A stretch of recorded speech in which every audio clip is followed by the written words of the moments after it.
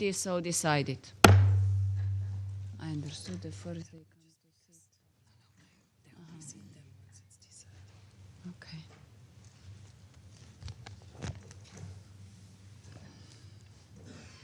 In case anyone wants to object.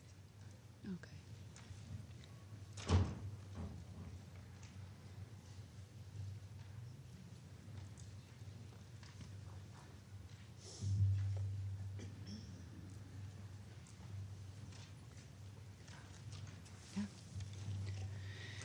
In accordance with Rule 39 of the Council's Provisional Rules of Procedure, I also invite His Excellency, Mr. Stavros Lambrinidis, Head of the Delegation of the European Union to the United Nations, to participate in this meeting.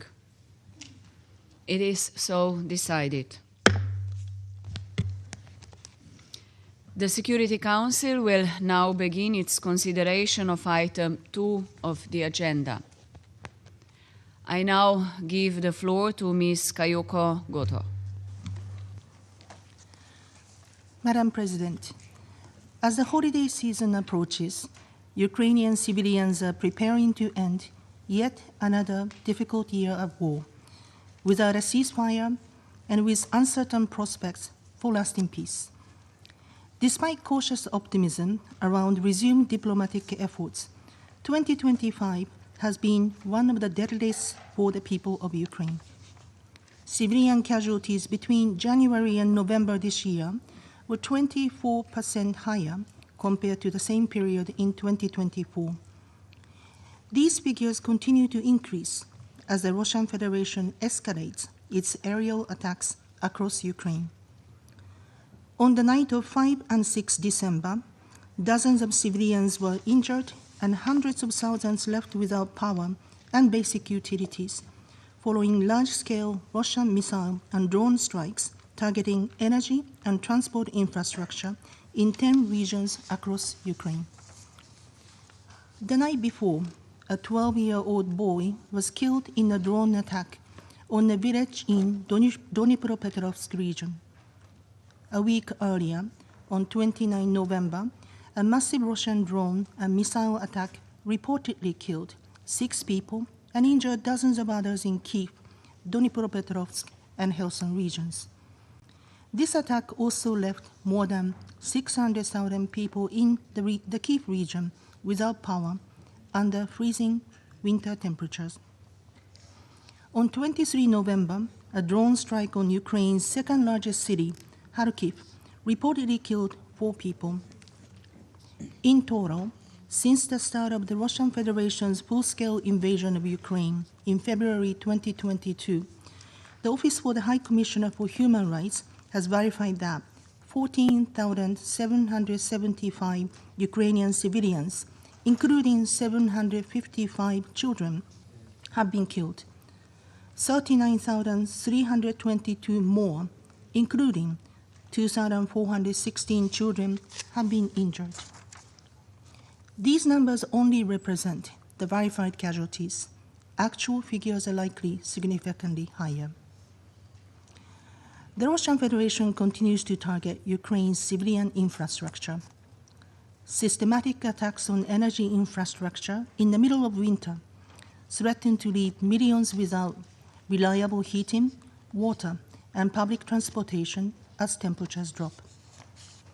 People in high-rise buildings cannot use elevators, which leaves the elderly and persons with disabilities trapped in their homes.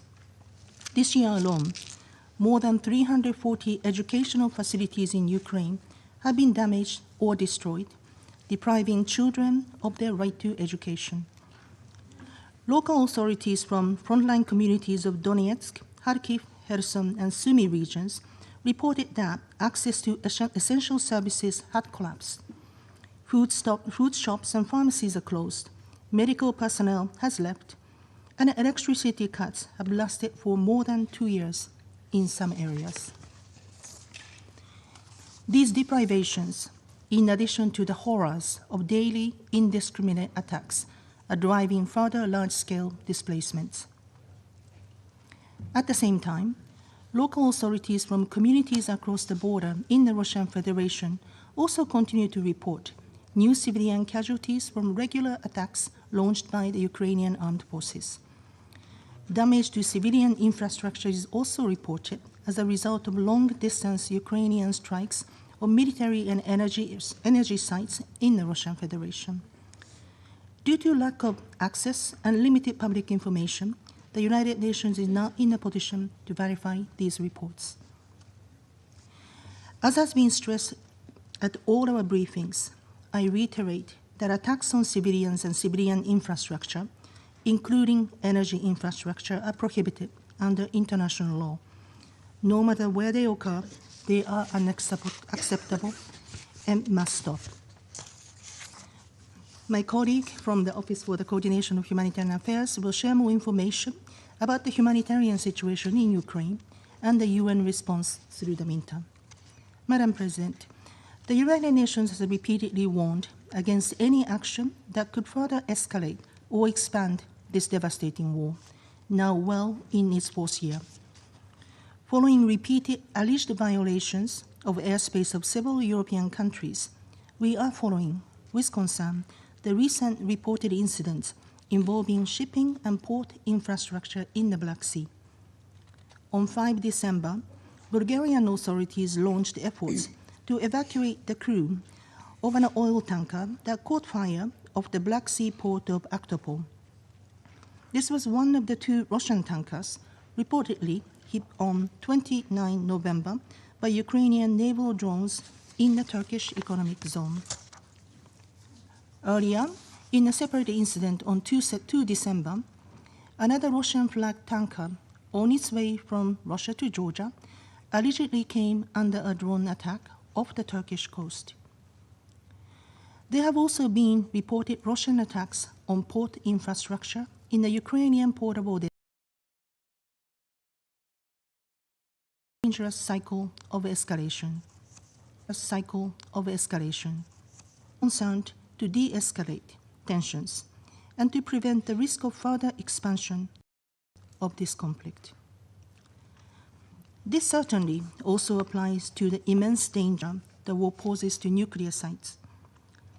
Despite the efforts by the International Atomic Energy Agency, IAEA, to restore power lines at Ukraine's Zaporizhzhia nuclear power plant, the plant continues to experience dangerous power interruptions as a result of ongoing attacks in its vicinity, including, most recently, during the Russian attack on 5 and 6 December. IAEA has also conducted a comprehensive safety assessment of the new safe confinement at the Chernobyl site, which was severely damaged in the drone strikes in February. According to the assessment, the confinement had lost its primary safety functions, including the confinement capability. No permanent damage to its load-bearing structures or monitoring system was, however, found. Any military actions endangering the safety and security of nuclear plants are unconscionable, irresponsible, and must immediately cease. Madam President, we remain deeply concerned about systematic violations of human rights and international humanitarian law in the areas of Ukraine occupied by the Russian Federation, as reported by OSCE. These violations undermine the principles of international humanitarian law set to safeguard human dignity and the protection of civilians. We recall the international obligations undermine the principles of international humanitarian law set to safeguard human dignity and the protection of civilians. We recall the international obligations with regards to treatment of prisoners of war, including related to access to information regarding their places of detention. We are encouraged by the earlier exchanges of prisoners of war between Ukraine and the Russian Federation and urge their continuation, as well as scaled-up returns of Ukrainian children and civilian detainees without delay. Madam President, since the beginning of the full-scale war nearly 4 years ago, the people of Ukraine have not only shown remarkable resilience to endure the horrible consequences of the war, but also determination to build a peaceful, democratic, and prosperous future for their country. We have seen this consistently in the action of Ukrainian civil society, in particular organizations led by women and young people. People of Ukraine want peace that is just and lasting. Meeting their aspirations and enduring the long-term stability of the region must remain our collective focus and priority. That is why we remain hopeful that ongoing diplomatic efforts led by the United States can help bring this war to a negotiated end. The Secretary General has repeatedly called for a full, immediate, and unconditional ceasefire, immediate de-escalation in fighting, including a halt to ongoing attacks on critical civilian infrastructure, would not only spare civilian lives, but also bring added momentum to ongoing diplomatic efforts. We urge all stakeholders to actively engage in and support an inclusive diplomatic process in pursuit of a just, lasting, and comprehensive peace. Achieving a just, lasting, and comprehensive peace in Ukraine requires that any settlement fully upholds Ukraine's sovereignty, independence, and territorial integrity within its internationally recognized borders, and is in line with the UN Charter, international law, and relevant UN resolutions. The United Nations remains ready to support all meaningful efforts to this end. Thank you, Madam Chair.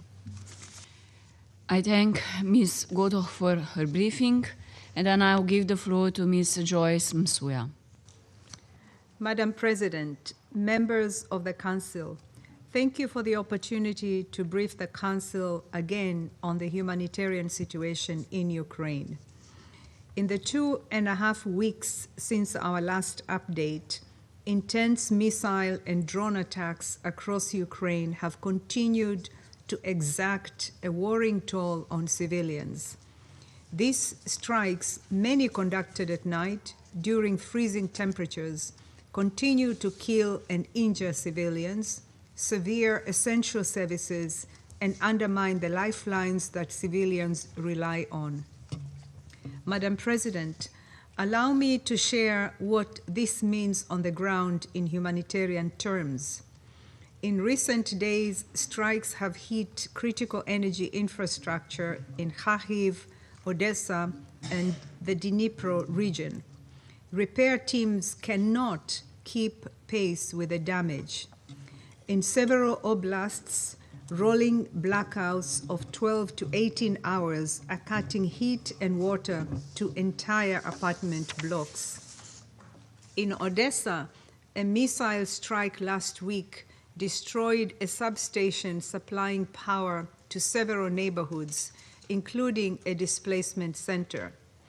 Attacks last week also hit residential buildings in Kharkiv, Sumy, and Zaporizhia, killing and injuring civilians, including children, continuing the patterns documented in our previous briefings. Across Donetsk and Kharkiv oblasts, authorities and humanitarian partners have accelerated voluntary evacuations from communities where repeated shelling has made it impossible to guarantee even minimal services. In areas around Prokhovsk, already highlighted in our November briefing, winter has compounded needs. Older people, people with disabilities, and families with young children are increasingly seeking evacuation after days without heat, clean water, or stable power. Some communities are facing sub-zero temperatures in damp shelters, many of which damaged from previous strikes. In Liman, where roughly 3,000 civilians were already out of reach of regular assistance, attacks have further restricted movement. Local volunteers told us last week that families are rationing humanitarian supplies. Madam President, energy infrastructure has been targeted in Ukraine, and the Russian Federation and winter sharply raises the stakes. Each damaged substation, heating pipeline, or pumping station risks cascading failures with grave repercussions for the well-beings of civilians. In Kherson, a strike last week damaged a heating plant serving thousands of residents. With our team, and I quote, "People can survive without electricity for a time, but not without heat. Without heat, our elderly patients decline within hours," end of quote.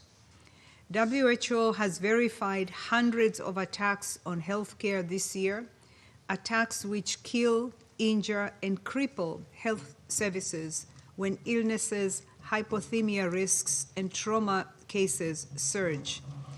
International humanitarian law is unequivocal. Civilians and civilian objects, wherever they are, must be protected, and constant care must be taken to spare them. Indiscriminate attacks, including attacks that cause disproportionate incidental death or injury to civilians or damage to civilian objects, are strictly prohibited. As the 22nd meeting of states parties to the Anti-Personnel Mine Ban Convention concluded last week, it is timely to renew the UN's grave concern over states' intention to withdraw from this treaty and the concerning retreat from international humanitarian law this represents. Anti-personnel landmines protect no one. Madam President, humanitarian partners continue to deliver assistance whenever and wherever access allows.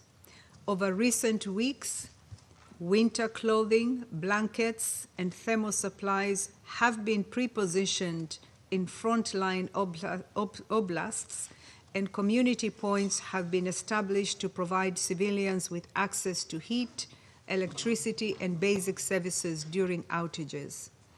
Collective centers have been expanded for families arriving through evacuation corridors.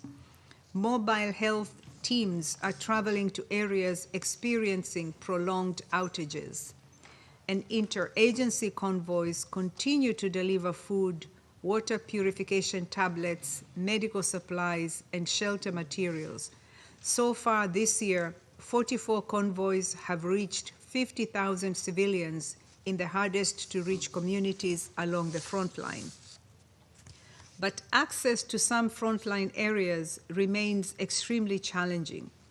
Active hostilities, damaged roads, and security restrictions regularly delay or suspend humanitarian operations. Humanitarian personnel facing rising dangers. In December so far, one aid worker was injured in Kherson region, with 8 cases of damage to humanitarian offices, assets, and aid distribution sites, according to OCHA's Access Monitoring and Reporting Framework. As noted in our last briefing, a clearly marked UN convoy in Kherson was struck in October while attempting to deliver aid, underscoring growing dangers to aid workers. International humanitarian law also demands that humanitarian personnel and assets be protected. Engaging in dialogue with the relevant parties is essential to ensure they do not recur. Beyond these challenges, significant portions of the country remain out of humanitarian reach. While the UN does not have humanitarian operations in parts of Ukraine under occupation by the Russian Federation, our position is clear. We stand ready to deliver assistance to all civilians in need wherever they are, prioritizing solely on the basis of humanitarian need. Madam President, as winter deepens and access tightens, our ability to respond hinges on timely and sufficient funding.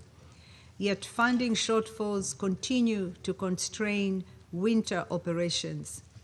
Only 65% of the $279 million required for the winter response plan has been received, forcing cuts to the very services, cash assistance, heating support, mental health care, and protection for women and girls that are most critical in winter. The Global Humanitarian Overview released yesterday underscores the scale of these needs. 10.8 million people need assistance in 2026, and $2.3 billion is needed to target 4.1 million of them. The regional refugee response also remains substantial. Given this magnitude, even a modest shortfall leaves tens of thousands without the support they need for survival. Underfunding has a human cost. Families face freezing temperatures without heating support. Women and girls lose access to safe spaces, and older people in frontline communities are left without the means to evacuate. Madam President, today the humanitarian consequences are clear. Attacks harming energy systems are pushing cities toward blackout. Strikes in residential areas are uprooting families midwinter, and humanitarian access constraints are depriving the most vulnerable where suffering is highest. I urge you, members of the Council, to use the tools at your disposal, your voice, your influence, your unity where possible, to ensure three things. First, that the rules of war are upheld in practice, not only in principle, to protect civilians and civilian infrastructure. Your collective influence on the protection of civilians carries weight. Second, and equally a matter of compliance with the rules of war, that safe, unimpeded humanitarian access to civilians in need be facilitated. When assistance is endangered, blocked, or delayed, the consequences are immediate and severe. Third, that humanitarian action is funded in line with the scale of need. Member state decisions will determine whether families face this winter with or without heat, medical care, and shelter. Madam President, the people of Ukraine do not have the privilege of waiting for better conditions. They are enduring a fourth winter since the escalation of this war, under fire and in the dark.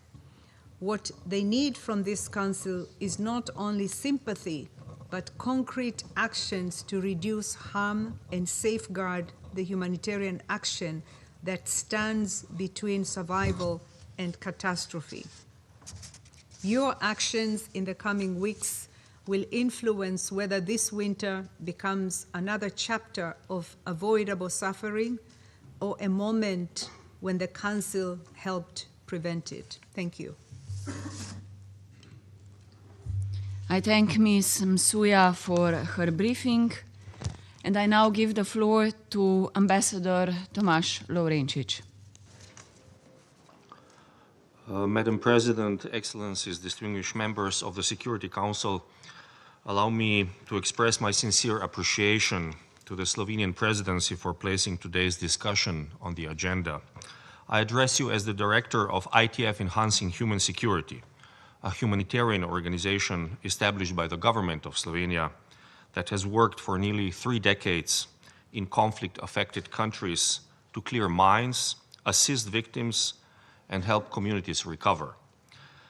Today, however, I speak as an eyewitness to the ongoing tragedy unfolding in Ukraine. Just a few weeks ago, I visited Ukraine together with Dr. Aleš Musar, the spouse of the President of Slovenia.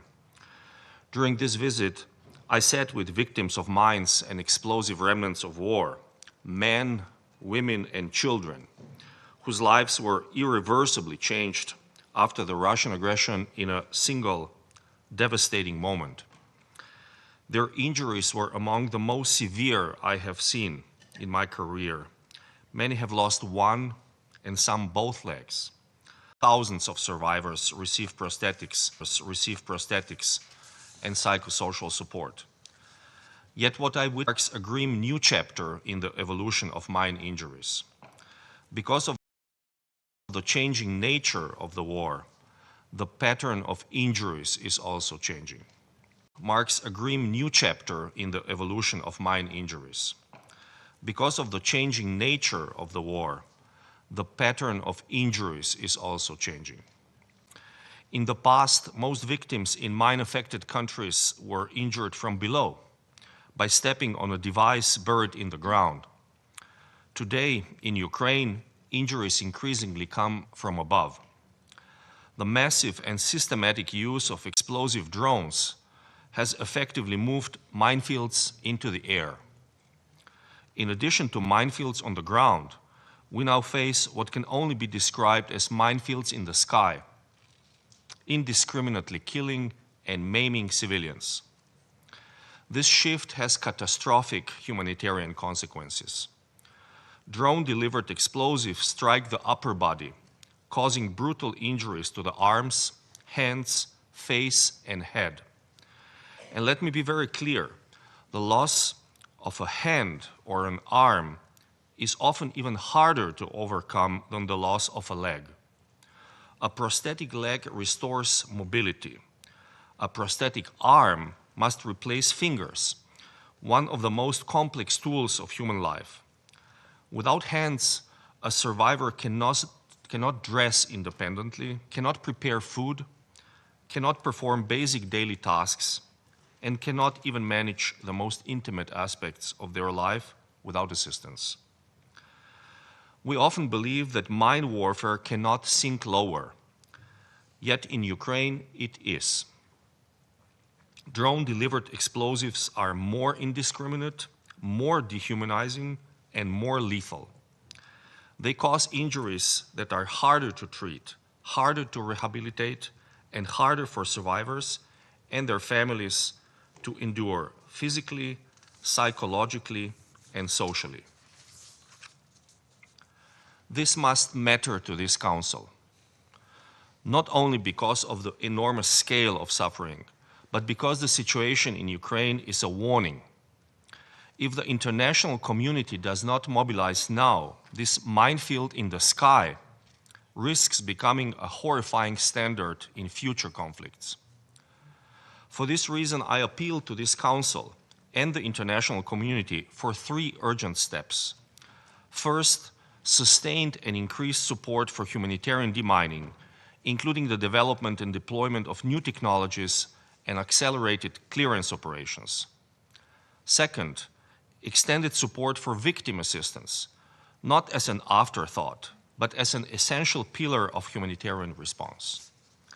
Third, continued insistence, based on international humanitarian law, that weapons causing indiscriminate and disproportionate harm to civilians must stop.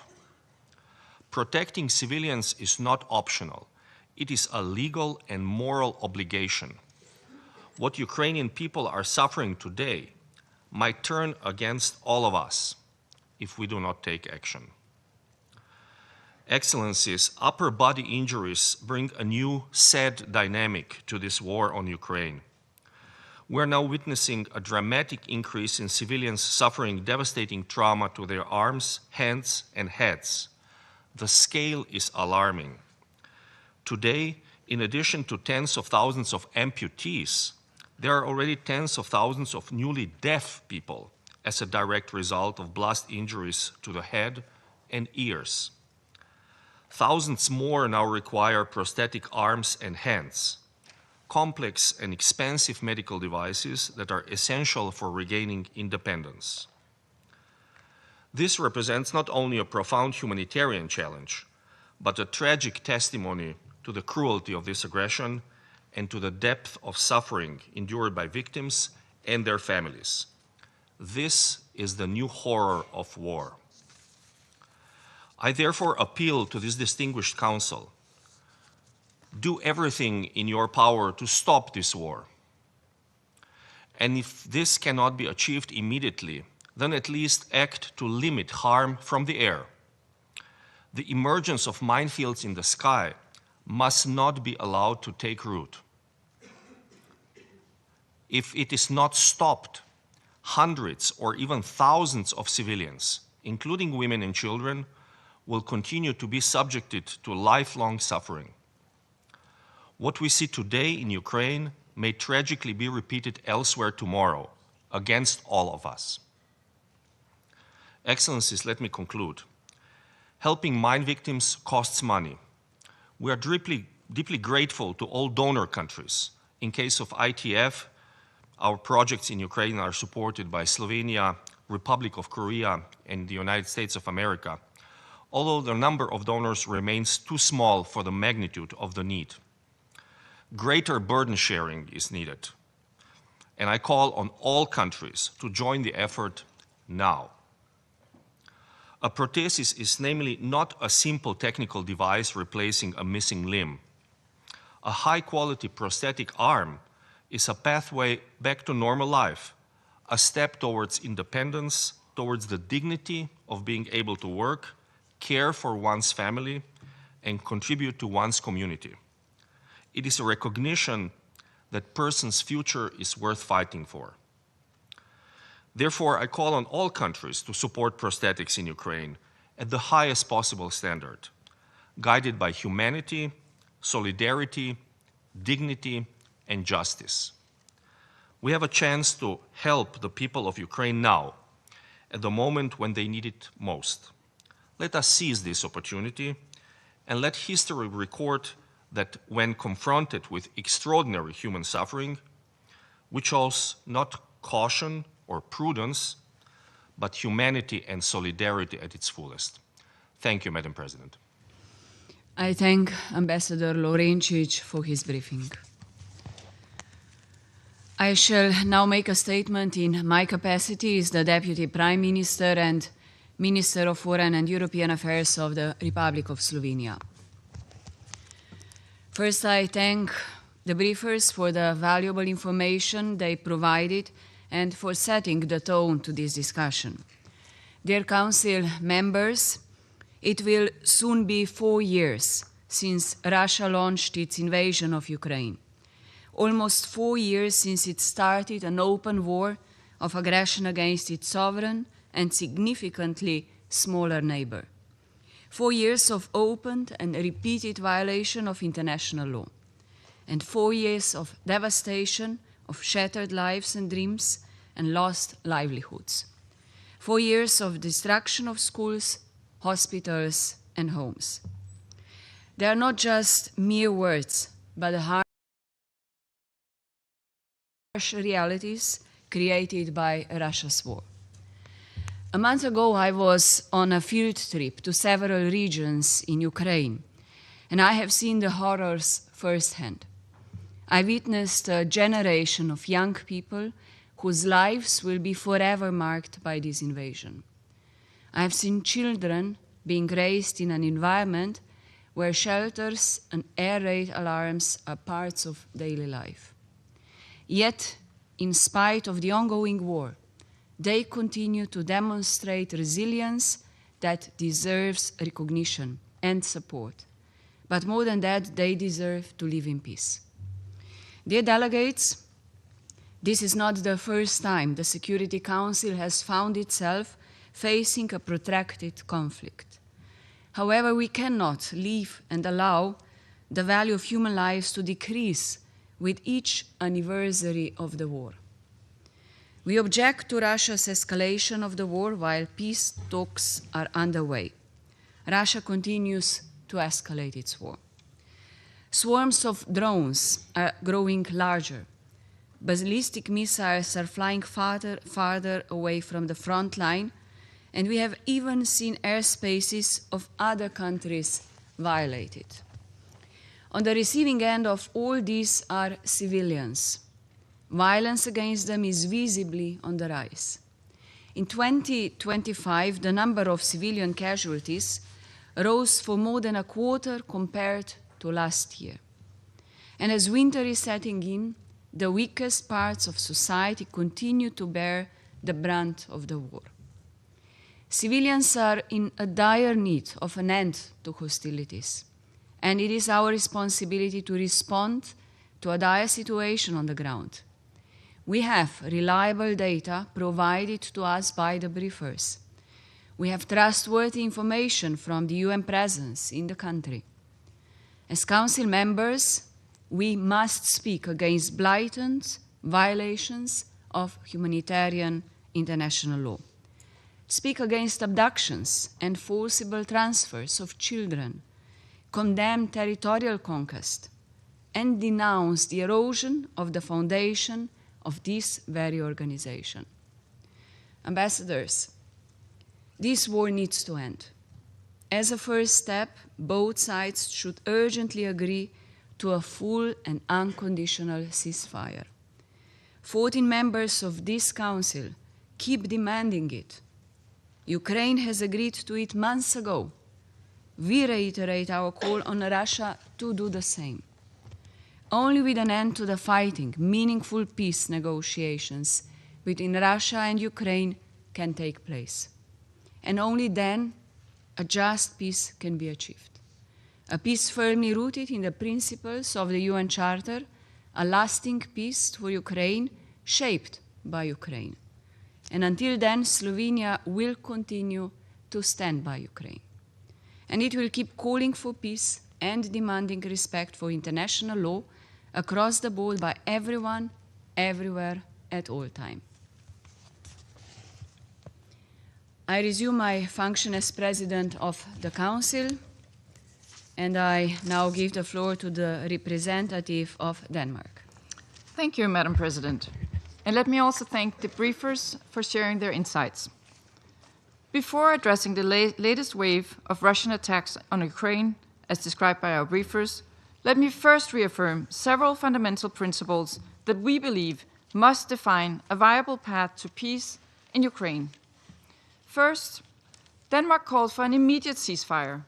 It is the only credible first step towards a comprehensive, just, and lasting peace in Ukraine in line with international law, including the UN Charter. A ceasefire could allow for much-needed trust building between the parties, while lending hope for an urgently needed break from war for the civilian population. Second, Ukraine needs credible and robust security guarantees. Ukrainians must be able to live in confidence that the nightmare they are currently enduring will not repeat itself. Third, nothing about Ukraine without Ukraine. This peace has to be driven for and with Ukraine. And of course, the region also has to be involved. When European security is on the table, Europe has to be at the table. Denmark appreciates the efforts of the United States to bring peace to Ukraine and fully supports all efforts to reach a peace agreement in Ukraine based on these principles.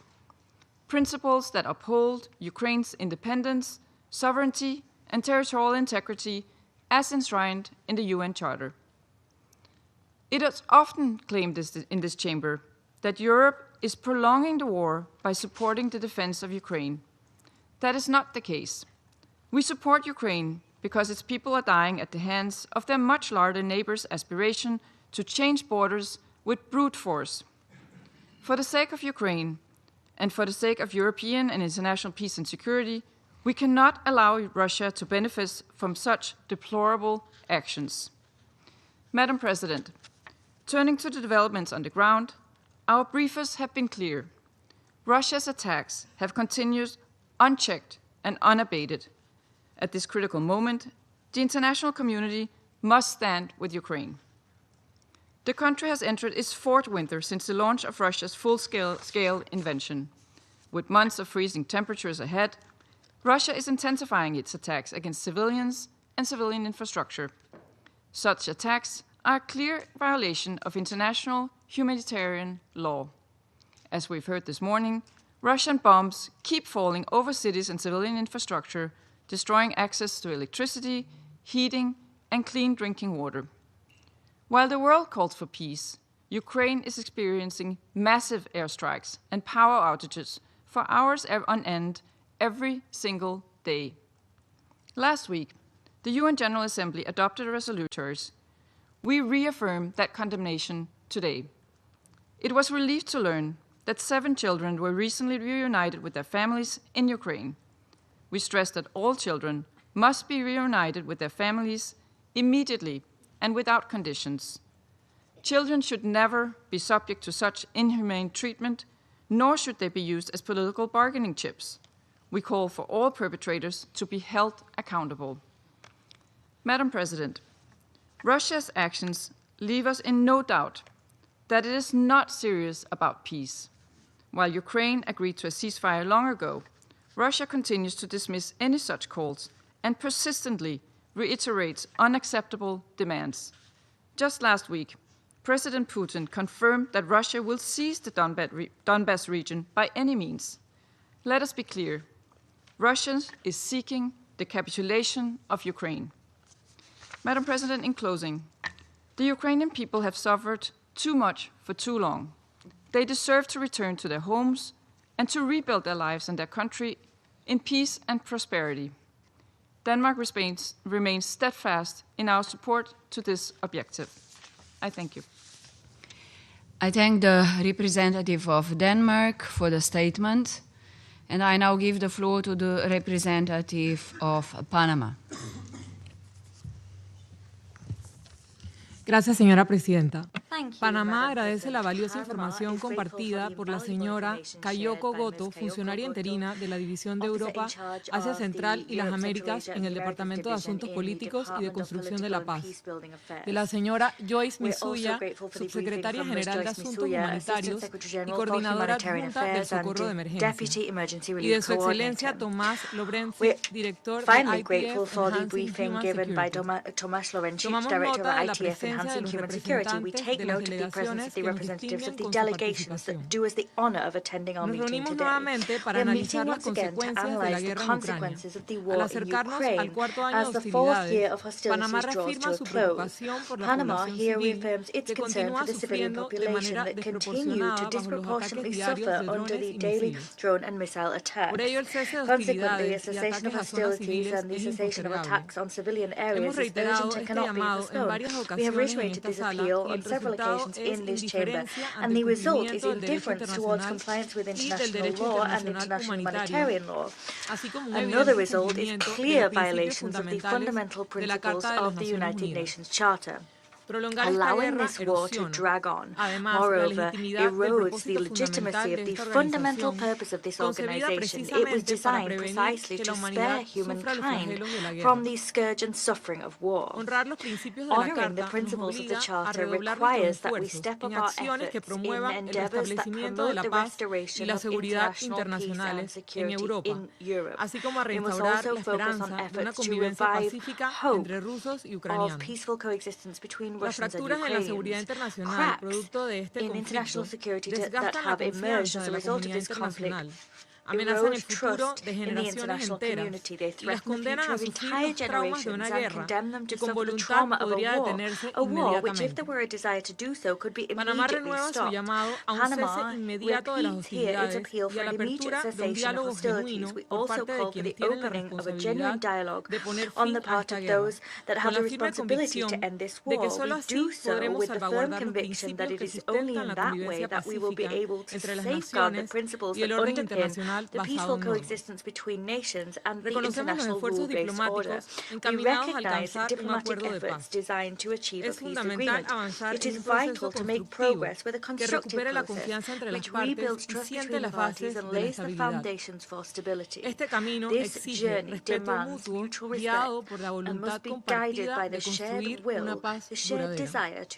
Señor presidente, la historia nos enseña que la paz siempre ha sido posible cuando ha existido voluntad para alcanzarla. El sufrimiento que presenciamos entre pueblos hermanos no responde a un destino inevitable, sino a decisiones humanas. Poner fin a esta guerra requiere voluntad, disposición, coherencia y valentía. Panamá exhorta a todos los actores involucrados a priorizar el respeto a la vida sobre la geopolítica y a demostrar que el diálogo puede más que la fuerza. Muchas gracias. Thank you. I thank the representative of Panama for the statement, and now I give the floor to the representative of Greece. Thank you, Mr. President. I also thank the briefers for their input. In the course of another winter, the scourge of this illegal war of aggression ravages Ukraine. The calls of the overwhelming majority of this Council for an immediate ceasefire remain unheeded by Russia, as our briefers' accounts have made clear. Since our last meeting almost 20 days ago, Russian attacks have intensified and civilian casualties have numbered in thousands following strikes in residential buildings and other civilian facilities in densely populated areas. Amid plunging temperatures, Russia continues its strikes targeting critical energy infrastructure, causing widespread blackouts and leaving homes without the essentials for survival. Such actions constitute clear violations on international humanitarian law and may account to war crimes. Children are also of major concern to us. They should be particularly protected as the Convention of the Rights of the Child and its optional protocol recognize them as uniquely vulnerable victims. In this regard, we welcome the adoption of the General Assembly resolution on the return of Ukrainian children deploring Russian actions, demanding their immediate, safe, and unconditional return, and providing the Secretary General with a comprehensive mandate to ensure their return. We urge Russia to respect the UN membership's call. At the same time, we are fully aware that in Ukraine, the rights of children to life, health, psychosocial development, education, and identity are violated on a daily basis. According to UNICEF, 4.6 million Ukrainian children continue to face major disruptions to education. There have been more than 340 attacks on schools this year alone, while more than 4,300 educational institutions have been affected in total. Mr. President, despite soon entering the 5th year of war, Ukraine and its people persevere. They defend their freedom and independence with courage, conviction, and resilience. This Council and this organization should not fail them. In that respect, Greece welcomes the progress on a peace plan made at the Geneva and Florida meetings between the US and Ukraine delegations. We reiterate that there can be no agreement about Ukraine and Europe without Ukraine and Europe. We also call on Russia to engage in good faith and abandon its maximalist demands. Greece will always side with international law, the UN Charter, and the principles of independence, sovereignty, and territorial integrity enshrined therein. We unequivocally reject any change of borders as a result of the use of force. There can be no recognition of borders changed by force. That would constitute a blatant violation of international law and set a dangerous precedent. The principled stance guides our position on the war of aggression against Ukraine, along with our strong belief that the guns should be silenced for the voice of peace to be heard. In this respect, Greece joins the call of the wider UN membership in support of a full, immediate, and unconditional ceasefire as the primary goal and the first step of a process leading to a comprehensive, just, and lasting peace. Lastly, Mr. President, we reiterate that Ukraine must have the final word for its future, equipped with credible security guarantees. I thank you. Thank the representative of Greece for the statement, and I give the floor to the representative of the Republic of Korea. Thank you, Mr. President. I also thank Ms. Gotor, ASG Umsuya, and Director Lovrenchik for their timely briefings, and welcome the representatives of Ukraine and other European countries. Mr. President, once again, we were reminded today by the briefers the freezing winter and frigid conditions themselves are being weaponized, along with deeply concerning and escalating deadly attacks on power and heating supplies. This is unleashing painful repercussions on long-suffering communities.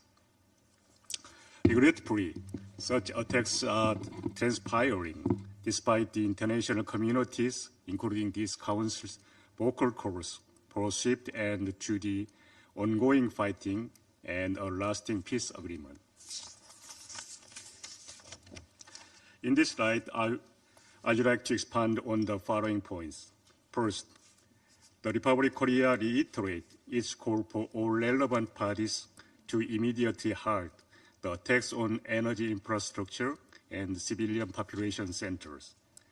Such attacks, carried out with massive drones and missile swarms that continue to on their daily basis, are why the UN is warning of a catastrophe within a catastrophe.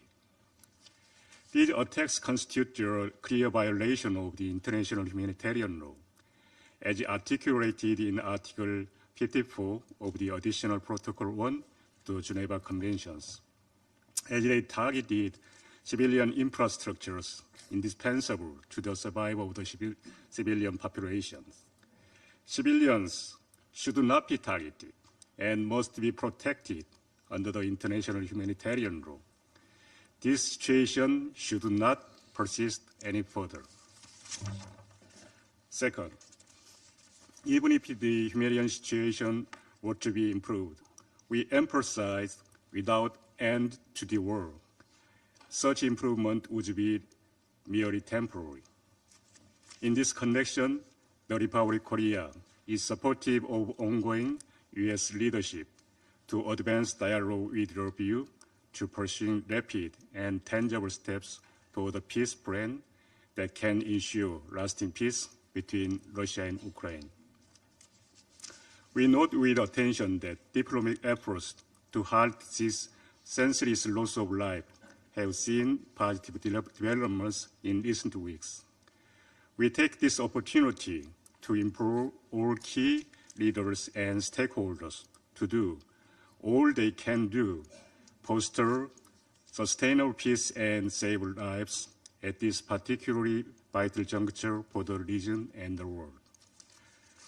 Third, we cannot overlook the fact that one of the key obstacles to ending this war is the Russian and DPRK military cooperation, which include illicit arms and ballistic missile transfers and troop deployment.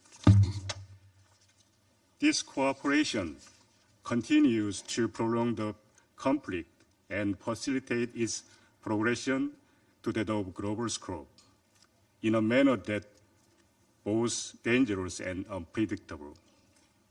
This is clear violation of international law, including the UN Charter and multiple Council resolutions, and undermines the global non-proliferation regime. My government once again strongly urges Russia and DPRK to immediately cease their unlawful military cooperation. Mr. President, we must not allow people of Ukraine to endure yet another harsh winter, and we must collectively reinvigorate all efforts for peace. For its part, the Republic of Korea reaffirms its full commitment to ending this war and standing with Ukrainian people as they rebuild their country and forge a brighter or more secure future. Thank you. I thank the representative of the Republic of Korea for the statement, and I give the floor to the representative of China.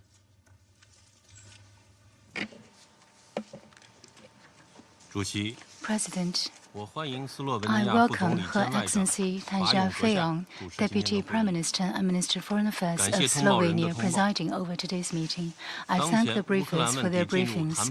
The Ukraine issue has now entered a critical phase towards a negotiated settlement. Discussions at international level are increasingly converging on negotiation, moving closer to peace. Major stakeholders have put forward a number of proposals for peace talks and engaged on different occasions.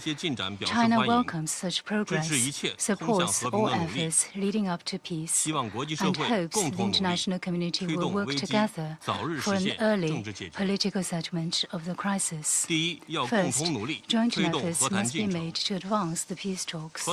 Peace talks cannot happen overnight. China has noted that relevant parties have recently put forward their positions and concerns on key issues.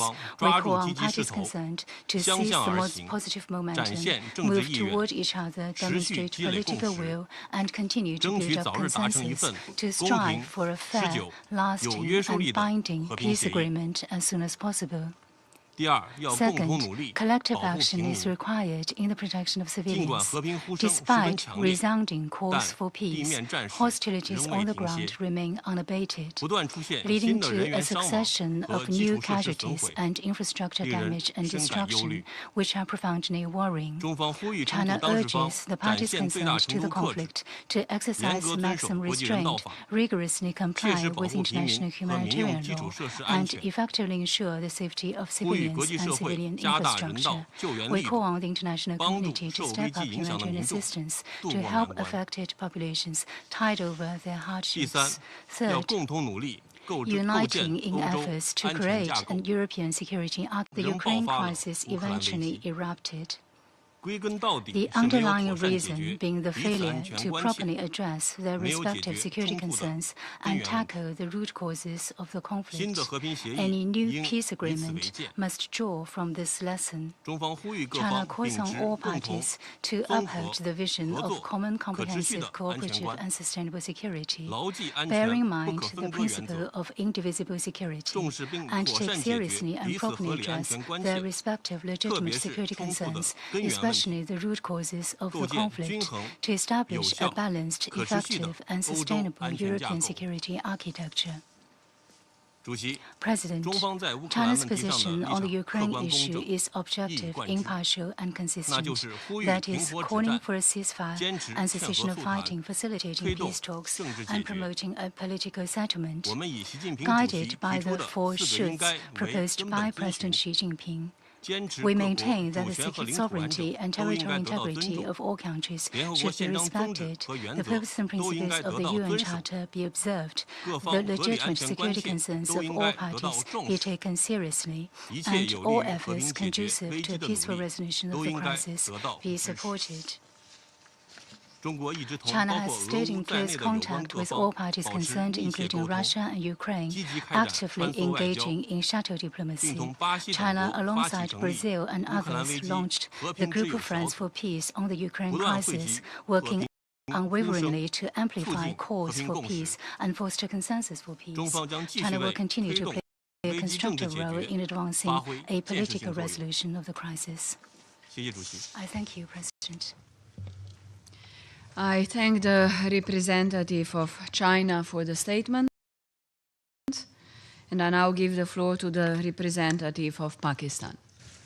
I thank you, Madam President. I also thank Ms. Goto, ASG Msuya, and Ambassador Lovrencic for their briefings. Regrettably, the conflict in Ukraine continues to rage, upending the lives and livelihoods of millions over the course of the past almost 4 years. Pakistan has consistently expressed its profound concern on the impact that this conflict has had on regional and international security and the resulting immense human suffering. We are deeply perturbed by the continued fighting and targeting of civilians and civil infrastructure. As we have said in the past, protection of civilian lives and infrastructure is a legal obligation and should remain paramount. We reiterate our call for all sides to uphold the principles of international humanitarian law, including on the protection of humanitarian aid workers. Madam President, Pakistan remains an ardent supporter of the peaceful resolution of this conflict. We have always advocated an early cessation of hostilities, de-escalation, and a sustained and meaningful dialogue which addresses the legitimate security concerns of all sides to bring this protracted conflict to an end. We welcome the renewed momentum towards peace and diplomatic engagements led by the United States. We call upon the parties to exercise restraint, demonstrate political will, and earnestly engage for making meaningful strides towards a mutually acceptable settlement, a solution acceptable to all relevant parties, grounded in the UN Charter, international law, and relevant multilateral agreements, is essential to bring peace which is durable and lasting. Towards this end, we hope that all sides would be guided by sagacity, mutual understanding, and above all, the imperative for saving millions from further suffering.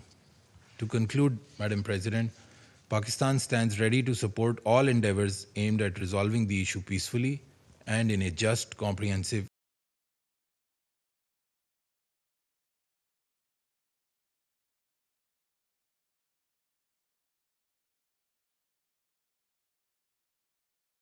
today. I would also like to thank our three briefers. Ending the Russia-Ukraine war remains a top priority for President Trump. Under his leadership, the United States is working at all levels to urgently end hostilities through a permanent ceasefire and a negotiated settlement. The United States is engaged in tireless shuttle diplomacy to try and bridge the divide between Moscow and Kyiv. We also want to move the parties toward a negotiated set of terms for ceasefire. These discussions are complex and difficult, but thankfully they are ongoing. Both sides will need to make difficult choices to end the war.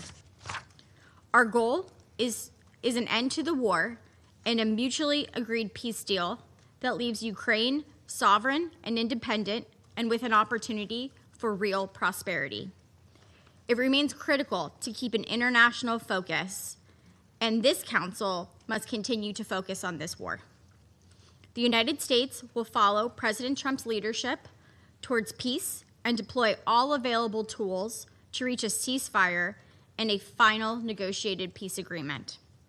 I call on Moscow and Kyiv to likewise follow President Trump's lead and stop the senseless loss of life. The death toll and the scale of destruction in both Ukraine and Russia only continues to grow. The rising humanitarian cost of this war, particularly against women and children, is unacceptable, and it will ripple through for decades across the region.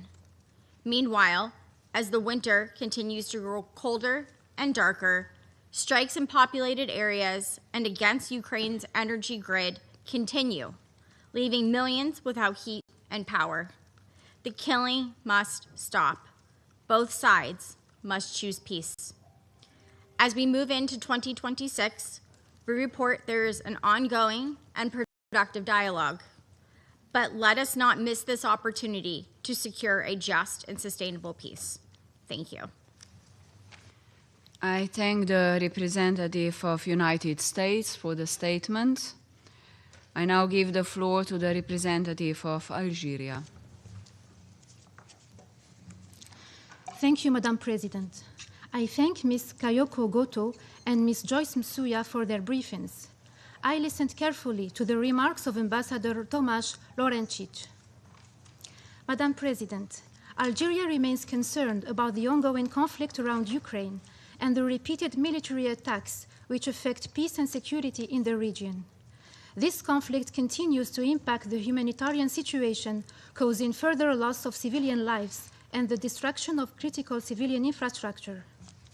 This is especially relevant in this winter period when civilians, particularly women and children, face increased suffering from severe weather conditions. Moreover, this conflict continues to have significant consequences, particularly for developing countries, which are dealing with an unprecedented energy and food security crisis. In this context, I would like to emphasize the following points. First, Algeria reaffirms the urgency of stopping hostilities and ending this conflict. We also reaffirm the paramount need to protect civilians and civilian infrastructure through the full respect of international law, including international humanitarian law. Equally crucial is facilitating humanitarian assistance without discrimination and ensuring it reaches all those in need. Second, we reiterate our call on both parties to prioritize dialogue and negotiations with the aim of advancing direct peace talks by intensifying diplomatic efforts and avoiding any action that can lead to confrontation or escalation. Third, establishing the conditions for an inclusive and comprehensive dialogue remains key to promoting a peaceful settlement of the conflict. We believe that polarization only leads to further prolonging and deepening the conflict, which carries numerous regional and international consequences. We therefore emphasize the need to reinforce all international efforts aiming to foster convergence, facilitate coordination, and bridge divergent positions among the parties. In conclusion, Madam President, Algeria reiterates its call for renewed engagement of the parties to achieve a just and lasting peace based on the purposes and principles of the UN Charter and taking into consideration their legitimate security concerns. I thank you. I thank the representative of Algeria for the statement, and I now give the floor to the representative of Guyana. Thank you, Madam President. Guyana thanks Ms. Cotto and ASG Masuya for their briefings and welcomes the contribution of Ambassador Lovrencic. We also welcome the participation of Ukraine, Poland, Norway, Romania, Estonia, Moldova, and the European Union in the meeting. Today's meeting comes at a critical time as we are witnessing a notable increase in diplomatic efforts aimed at ending the nearly 4 years of active conflict between the Russian Federation and Ukraine. A conflict that has been marked by violation after violation of international law from its inception, and which continues to have a devastating toll on the lives of civilians in both countries. Since Russia's violation of Article 2.4 of the United Nations Charter and the territorial integrity of Ukraine in February 2022, we have consistently witnessed what can only be described as a wanton disregard for international humanitarian law and the established norms and principles that underpin the international legal order. Just recently, and even as the parties are engaged in peace talks, there was an increase in drone and missile strikes impacting civilian and critical infrastructure and resulting in the loss of civilian lives across several regions. Many of these attacks resulted in blackouts and compromised operations at nuclear power plants, putting nuclear safety at serious risk. Railway, port facilities, and oil refineries have also not been spared. These actions, taken at a time of renewed hope for achieving a peaceful solution, will further erode trust among the parties, undermine regional stability, and worsen the global climate of insecurity. As always, civilians continue to bear the heaviest brunt as the death toll climbs, and there is mounting displacement and the destruction of their homes and communities. Guyana continues to underscore that civilians are not collateral damage. Every life taken in the course of this war is one life too many. We call on the parties to take meaningful action to halt further violations, uphold their obligations under international law, including international humanitarian law and international human rights law, and to take constant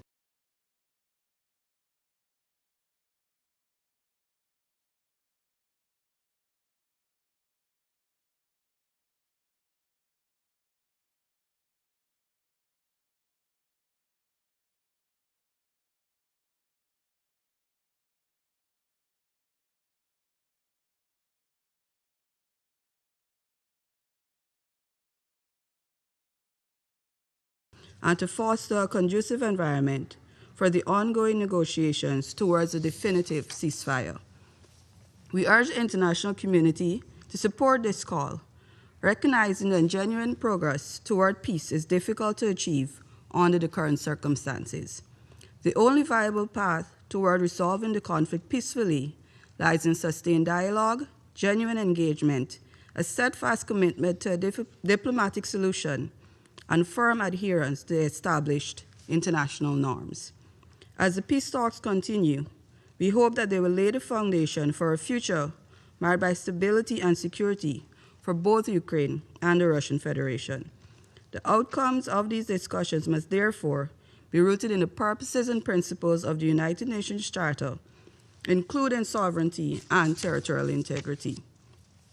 We take positive notes of the recent comments indicating that some aspects of the peace negotiations have been both substantive and constructive. We hope that this spirit of cooperation and constructive engagement will endure, paving the way for a lasting and comprehensive end to the conflict. I thank you. I thank the representative of Guyana for the statement, and I now give the floor to the representative of France. Merci, Madame la Présidente. Thank you, Madam President. First of all, allow me to welcome you to New York and to assure you of France's full support as Slovenia takes up the presidency of the Council. I also wish to thank Ms. Kayoko Goto, officer in charge at the DPPA. I'd also like to thank Ms. Joyce Musuya, Assistant Secretary General for Humanitarian Affairs, and Ambassador Thomas Laurenčič. I thank you all for your enlightening briefings on a situation which unfortunately continues to worsen. As we speak, Madam President, the United States and Ukraine, together with Europeans, are stepping up their diplomatic efforts to seek a lasting solution that will put an end to Russia's aggression in Ukraine. And at this very same moment, Moscow is stepping up its own offensive. Moscow is pushing against the front lines to annex more Ukrainian territory. Moscow is ratcheting up its mass and deliberate attacks against the people of Ukraine, against its energy infrastructure, against its railways and its ports. This in violation of international humanitarian law. The Ukrainian people is preparing to face its fifth consecutive winter under Russian bombs, deprived of heating and electricity. But given that Russia is not succeeding in breaking Ukraine's resistance, it's playing for time. President Putin does not hide that fact when he speaks about liberating territory with the force of weapons if the Ukrainian army doesn't withdraw. And should we need to remind it, he talks about territory snatched from Ukraine by force, the territory that has been illegally occupied. It's clear that he's not looking for peace, he's looking to defeat Ukraine and subjugate them. Russia is doggedly pursuing military escalation instead of seizing the opportunity of negotiations underway to heed the appeal of the vast majority of the international community, that of members of this Council and of the UN Secretary General, for a comprehensive, immediate and unconditional ceasefire. Madam President, this appeal for a ceasefire and de-escalation d'actualité. La Russie doit enfin s'engager de bonne foi dans les négociations, en commençant par faire taire les armes, au lieu de recourir à des manœuvres dilatoires qui ne font que prolonger la guerre et qui, au fond, ne trompent personne. Ces négociations doivent se poursuivre en prenant en compte les intérêts des parties les plus concernés. Rien sur l'Ukraine sans l'Ukraine, rien sur la sécurité des Européens sans les Européens. Madame la Présidente, la France prend sa part aux efforts de paix. Elle agit aux côtés de l'Ukraine, de ses partenaires européens et des États-Unis pour construire les garanties de sécurité indispensables à une paix juste et durable. Cette paix ne peut être la capitulation de l'agressé. Elle devra préserver la souveraineté de l'Ukraine, sa capacité à exercer son droit de légitime défense et prévenir toute nouvelle agression.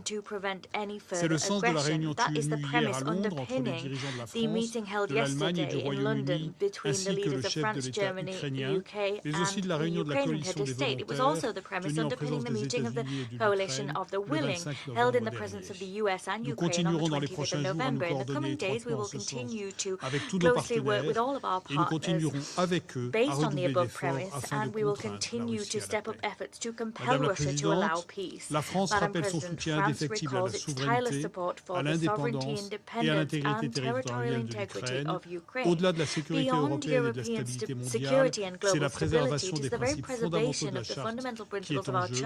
La France ne cessera avec ses partenaires de soutenir dans la durée l'Ukraine et continuera à œuvrer sans relâche à l'établissement d'une paix durable. Je vous remercie.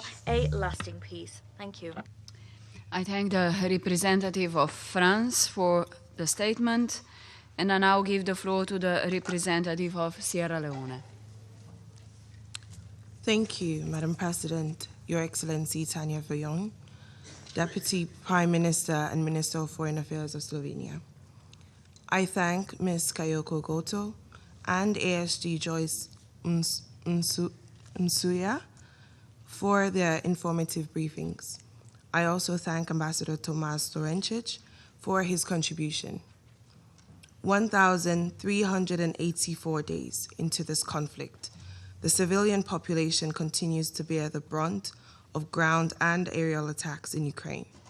We therefore urge the parties to prioritize dialogue and engage in good faith diplomatic negotiations in pursuit of ceasefire leading to a lasting peace agreement and just peace. As the humanitarian crisis in Ukraine deepens with the advent of a fourth severe winter, Sierra Leone reinforces the imperative for the immediate cessation of hostilities. In view of the foregoing, we will make 3 points. First, it is imperative that direct talks between the parties be held at the highest political levels to address the possibility of an immediate, unconditional ceasefire as the starting point for a just and lasting peace.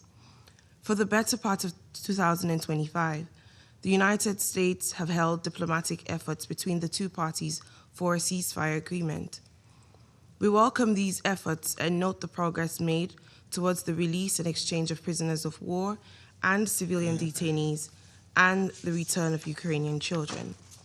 These steps, as well as the fact that both parties continue to stay engaged in diplomatic processes at various levels, are all positive indications that there are opportunities at this moment in time for good faith negotiations on a ceasefire. These critical ongoing talks ultimately require participation from the highest political offices of both the Russian Federation and Ukraine. In this regard, we reiterate our support for a diplomatic solution in full respect for the Charter of the United Nations, especially the principles of sovereignty, independence, and the territorial integrity of states. In this context, Ukraine within its internationally recognized borders. Second, Sierra Leone continues to emphatically reiterate that deliberate attacks on civilians and civilian infrastructure are prohibited and amount to war crimes under international humanitarian law. Unfortunately, this conflict has been characterized by continuous deliberate airstrikes on heavily populated areas of Ukraine, with devastating consequences. These attacks on critical energy, water, health, and other civilian infrastructure continue to exacerbate the humanitarian crisis in Ukraine. Since 2022, Ukraine's energy infrastructure has been severely damaged, reducing generation and transmission capacity. It is reported that Ukraine has lost over 50% of its gas production capacity. This dramatic loss of energy capacity has resulted in power and heating cuts for millions of people across the country. With the onset of winter, vulnerable groups, especially older people and persons with disabilities, have been particularly affected by these disruptions in energy services. It is important that there is urgent and increased support for the Ukraine humanitarian response plan, including the winterization aid plans. Sierra Leone reiterates its call for the parties to the conflict to respect international humanitarian law and international human rights law. Third, accountability and justice mechanisms for addressing human rights violations and war crimes committed during this conflict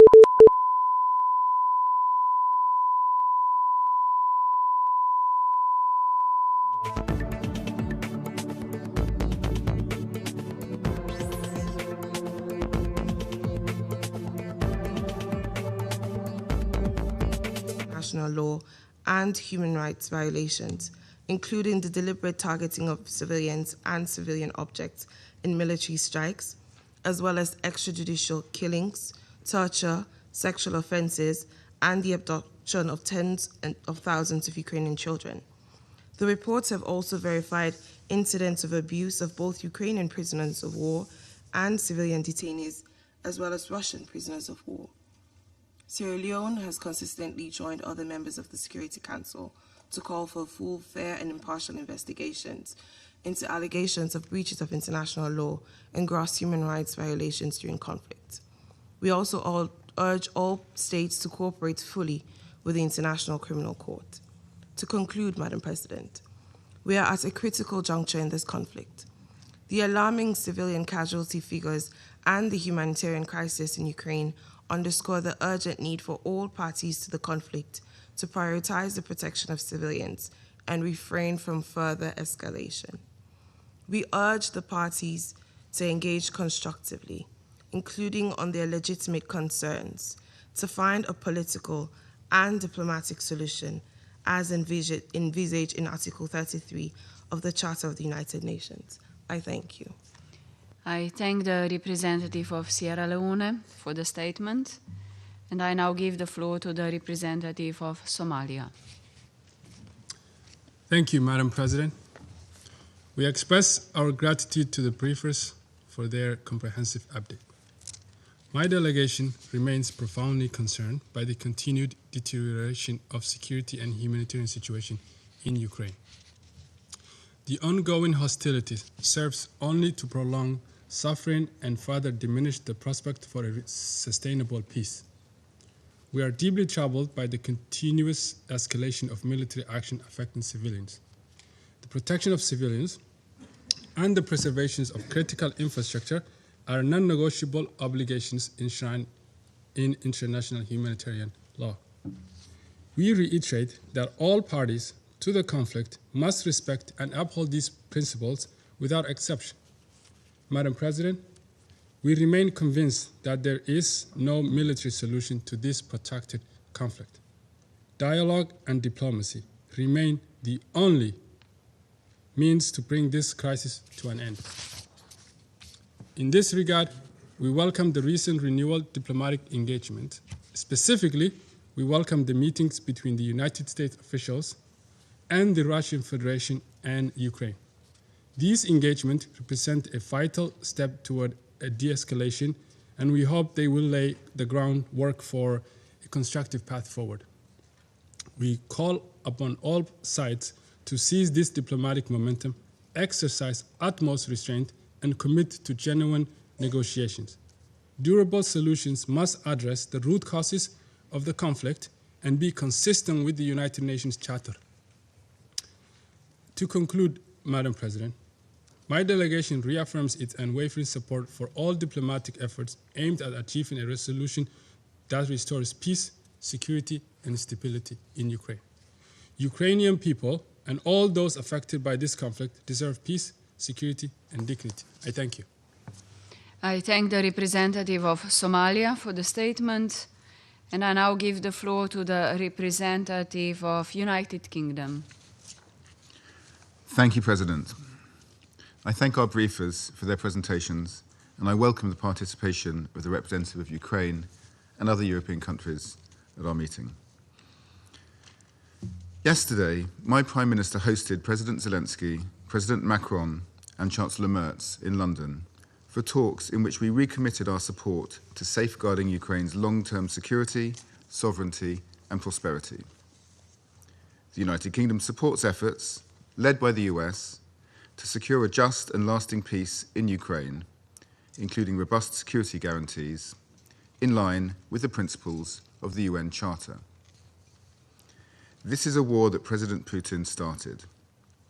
He could, if he wished, end it at any time by ceasing his full-scale invasion. We continue to hope that Russia will engage seriously with peace talks. But despite the genuine efforts of partners to mediate, Russia's campaign against Ukraine has only intensified in its brutality. President, the facts speak for themselves. Between 18 November and 4 December, Russia launched nearly 3,000 drones and over 110 missiles at Ukrainian cities. This is a repeated pattern of Russian behavior, while President Putin claims he is engaging in good faith in peace talks. Since rejecting Ukraine's offer of an immediate and unconditional ceasefire on 11 March, Russia has killed over 1,850 Ukrainian civilians. And since peace talks began in May, Russia has launched the largest air attacks of the entire war. These are not the actions of a country sincerely interested, as President Putin claimed in August, in paving a path towards peace. President, the UN has reported this year that an estimated 12.7 million people in Ukraine need humanitarian support. Russia's strikes not only directly kill civilians, but they worsen a dire humanitarian crisis. Since the start of October, Russia has launched 9 mass air attacks on Ukraine's energy infrastructure, reducing Ukraine's energy production capacity by 40% and causing nationwide blackouts lasting up to 16 hours a day. This is a deliberate weaponization of winter, plunging homes into freezing darkness and putting millions of vulnerable Ukrainian civilians at risk. We support President Trump and President Zelensky's efforts to secure a just and lasting peace. How many more civilians have to die before Russia accepts a ceasefire? I thank you. I thank the representative of United Kingdom for the statement, and I now give the floor to the representative of Russian Federation.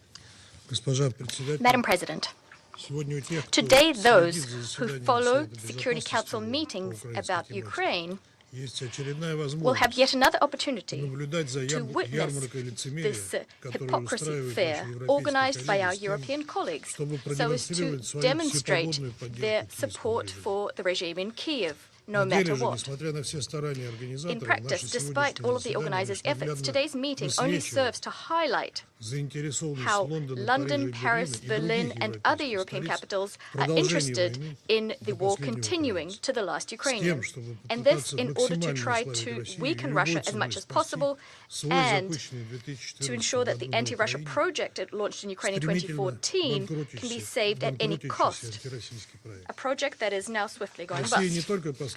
Russia has not only consistently tried to prevent this acute crisis of European security, provoked by many years of NATO actions to this end, but since day one, we expressed a willingness to pursue the objectives of the Special Military Operation, the SMO, which we were compelled to start in February 2022, to pursue these through peaceful means. The aims contain nothing that any peaceable state wouldn't expect from its neighbors.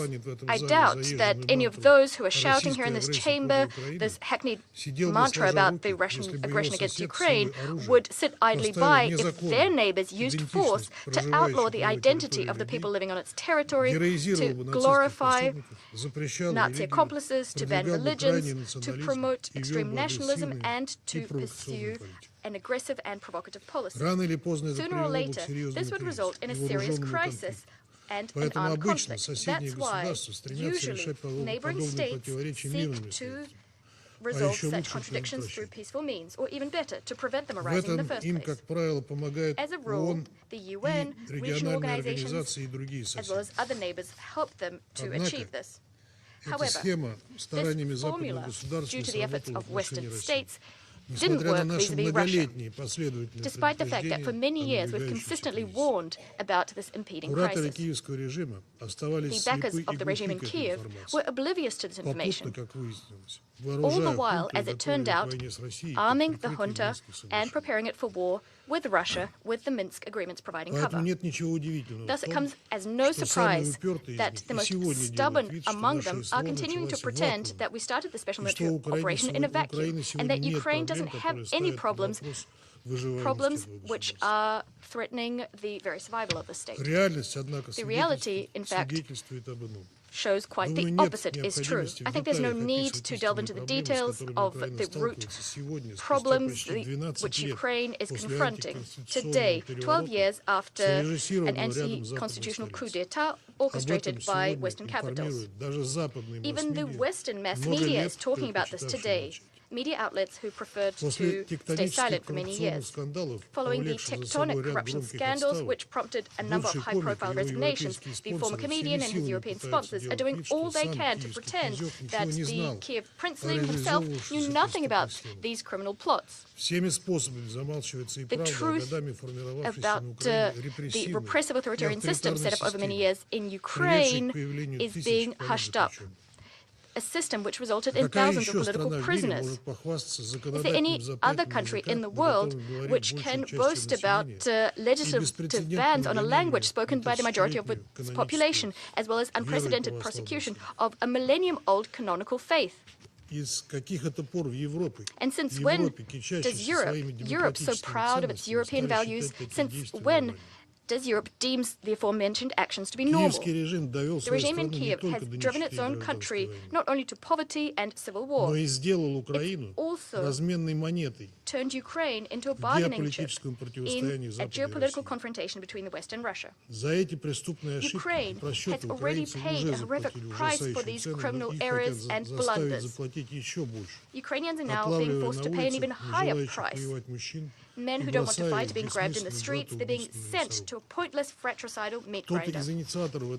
Can any of those who called today's meeting clarify why Ukrainians are being forced to fight against their will, when what we have on the table are fairly realistic proposals for long-term, lasting settlement of the Ukrainian conflict? Something that our U.S. colleagues are diligently working on.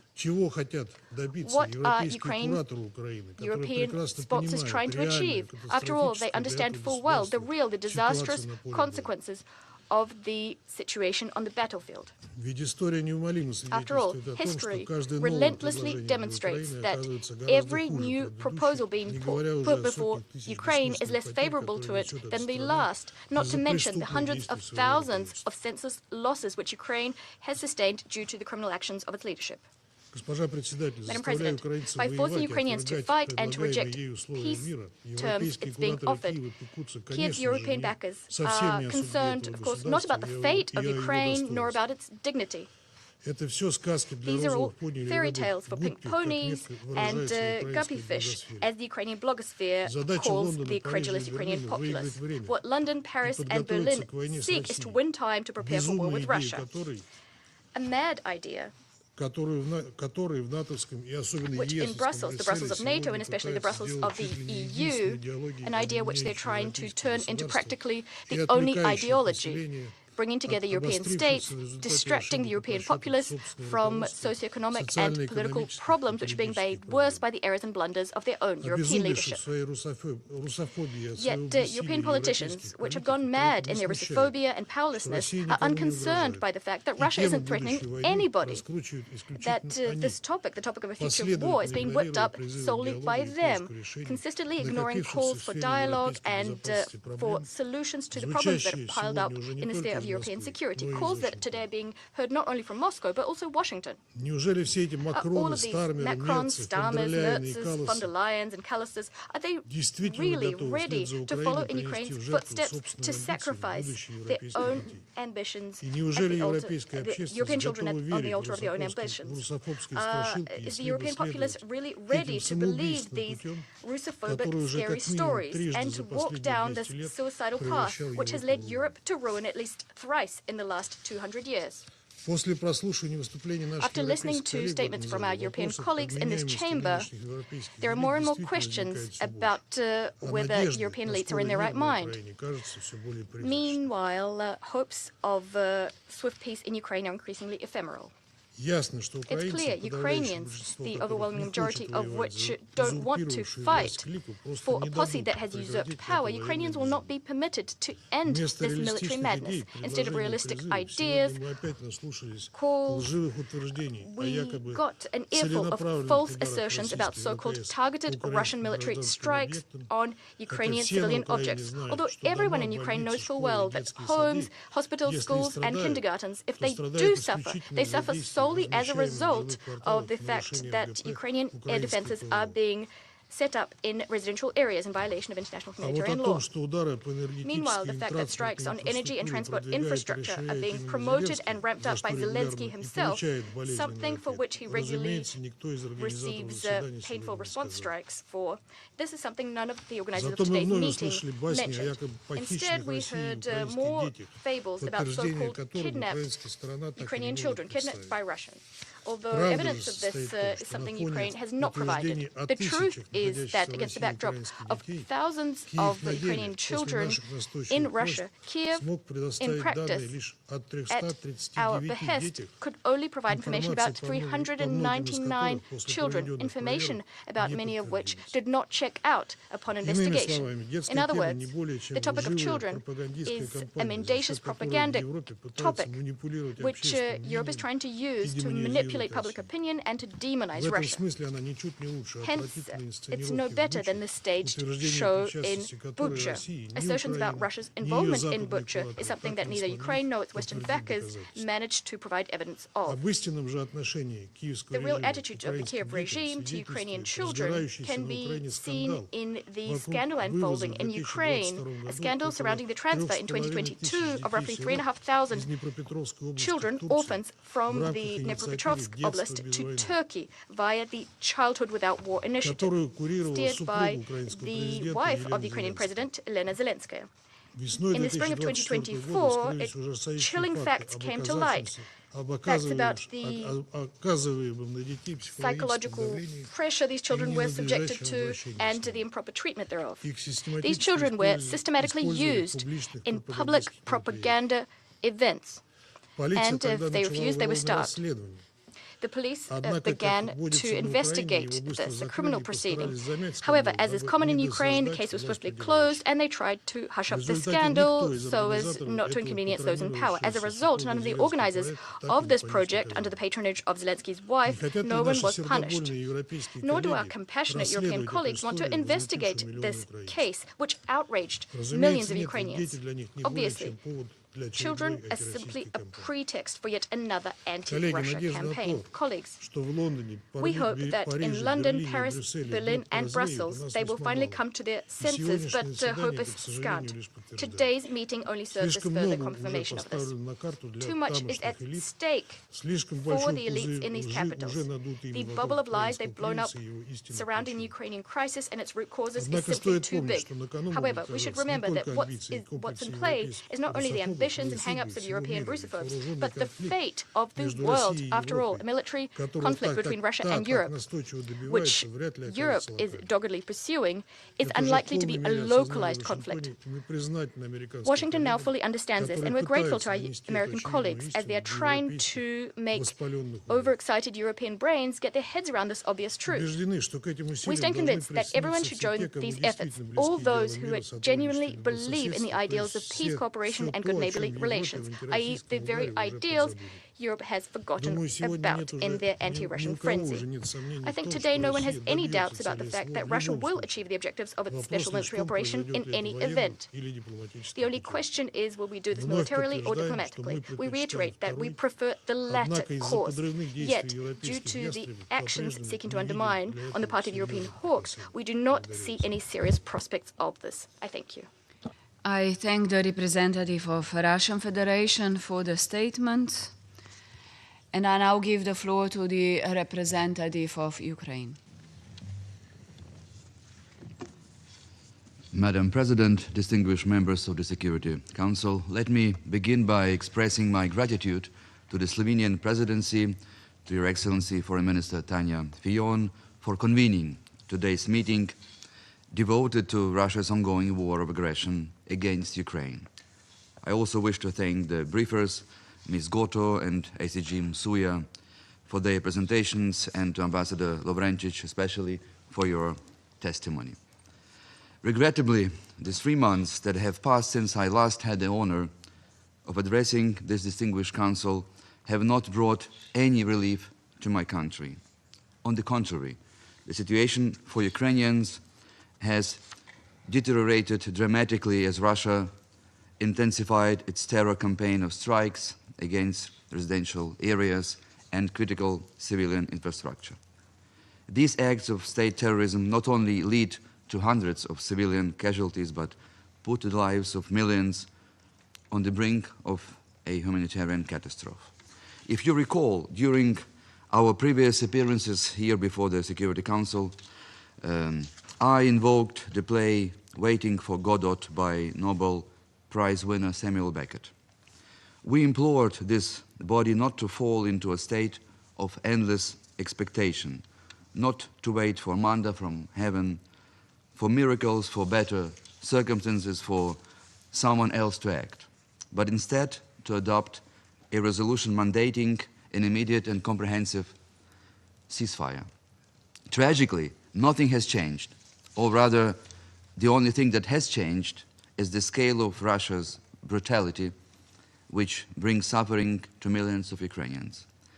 Yet I will return to Samuel Beckett later in my remarks. Now I wish to reiterate with absolute clarity that Ukraine continues to expect this Council to adopt this long overdue ceasefire resolution. The full and unconditional ceasefire here and now would not only bring an end to the bloodshed, but might also serve as a first step toward rebuilding the minimum degree of mutual trust required to launch genuine, credible peace negotiations. And Ukraine has been standing ready for such steps for months. It is Russia who repeatedly rejects it. Madam President, at our previous meetings in this chamber, Ukraine has always presented the grim catalogue of attacks carried out against my country. The waves of ballistic and cruise missiles, the swarms of drones, the artillery barrages, the thousands of glide bombs that fall with mechanical regularity upon our cities and towns. Day after day, night after night, they take innocent lives and devastate civilian infrastructure. I will not recite new figures today. Experience shows that these numbers, however painful for Ukrainians, rarely move this Council to act properly. Russia sits on this table and continues to undermine its work. Those figures have become a kind of desolate arithmetic, cruel statistics of war absorbed without reflection, noted here without much consequence. What is an unbearable tragedy for us is perceived elsewhere as little more than a routine ledger of a distant conflict. Instead, I wish to focus on a question that carries far greater weight. Why is Russia still able to wage this brutal war against Ukraine? Why, nearly 4 years after launching its full-scale military invasion, does Moscow retain the material, financial, and political means to continue striking Ukrainian cities and killing civilians? And why does the international community still tolerate it? The main reason Russia is still able to continue its war against Ukraine, producing weapons, missiles, and drones that murder our children every day, is quite simple. Russia earns all the money to fund its war by exporting its energy resources, oil, gas, and coal. In fact, if one looks at the data, the figures are no less shocking than the daily toll of civilian lives lost in Ukraine. The scale of revenue flowing into Russia is staggering, and it directly fuels the machinery of war that continues to devastate my country. Madam President, Russia earned roughly $270 billion from the export of its fuel last year. What is even more striking is how concentrated these revenues are. 3 countries alone account for approximately 75% of that income. 3 countries, which serve as Russia's biggest energy customers, are no secret to anyone in this chamber, I guess. For those who are still not aware, just Google it. If we place the numbers of energy imports side by side with Russia's military budget last year, estimated at around $145 billion, the picture becomes unmistakably clear. The purchases of Russian energy by just 3 biggest consumers exceeded by far the entirety of Russia's annual defense spending. In other words, Due to the absence of UN-mandated sanctions, an absence ensured, of course, by Moscow's abuse of veto in this Council, a number of states are effectively sustaining Putin's war machine through their growing imports of Russian oil, gas, and coal. They keep on providing the Kremlin with the financial oxygen that ignites the fire of war. Madam President, of course, each of major importers of Russian fossil fuels will readily present arguments explaining why increasing their deliveries of Russian oil and gas is essential, even a noble undertaking, for the economic prosperity of their nations. Yet this stance is profoundly hypocritical, because on the other side of that coin lies an undeniable truth. The very revenues they justify as engines of development are the same funds that allow Russia to continue financing its barbaric war of aggression against Ukraine. These are the same funds that allow Russia to kill civilians and to erase towns from the surface of the earth. That is why Ukraine welcomes decisive steps taken recently by the United States of America aimed at targeting the largest Russian energy companies. We are confident that in months ahead, the pressure will have a tangible impact. Any reduction in Russia's ability to sell its energy resources strikes directly at its war chest. And it is not an abstraction, it is a direct link between every dollar that flows into the Russian budget today and the missile that falls tomorrow on an apartment building in Kiev. That is precisely the reason why Ukraine appeals to all our partners to align with this approach. We call upon the European Union, the United States of America, and all other peace-loving countries to introduce massive secondary sanctions against all those countries who keep supporting Russia's war-making machine. The broader the coalition of states that refuse to subsidize Russian aggression through energy imports, the sooner this war will come to an end. Once the flow of this dirty money begins to dry up, Putin will be the first to seek a ceasefire. His war depends on cash, as simple as it is. Cut the revenues, and this house of cards collapses. This is why every effective sanction, every halted oil shipment, every contract not renewed truly matters. Distinguished members of the Council, in Russian folklore, there is a villain called Koshchei Besmertny, Koshchei the Deathless. He hides his source of life inside a very tiny needle, a single fragile point on which his power depends. Russia's war engine has its own needle, the petrodollars from energy exports. As long as that needle remains intact, the Kremlin believes itself immortal, untouchable, capable of endless expansion. But once we break it, once the flow of oil and gas money is curtailed, the illusion of Russia's invincibility will vanish like a dew in the sun. Just like in the old tale, the moment the needle snaps, the monster loses its power.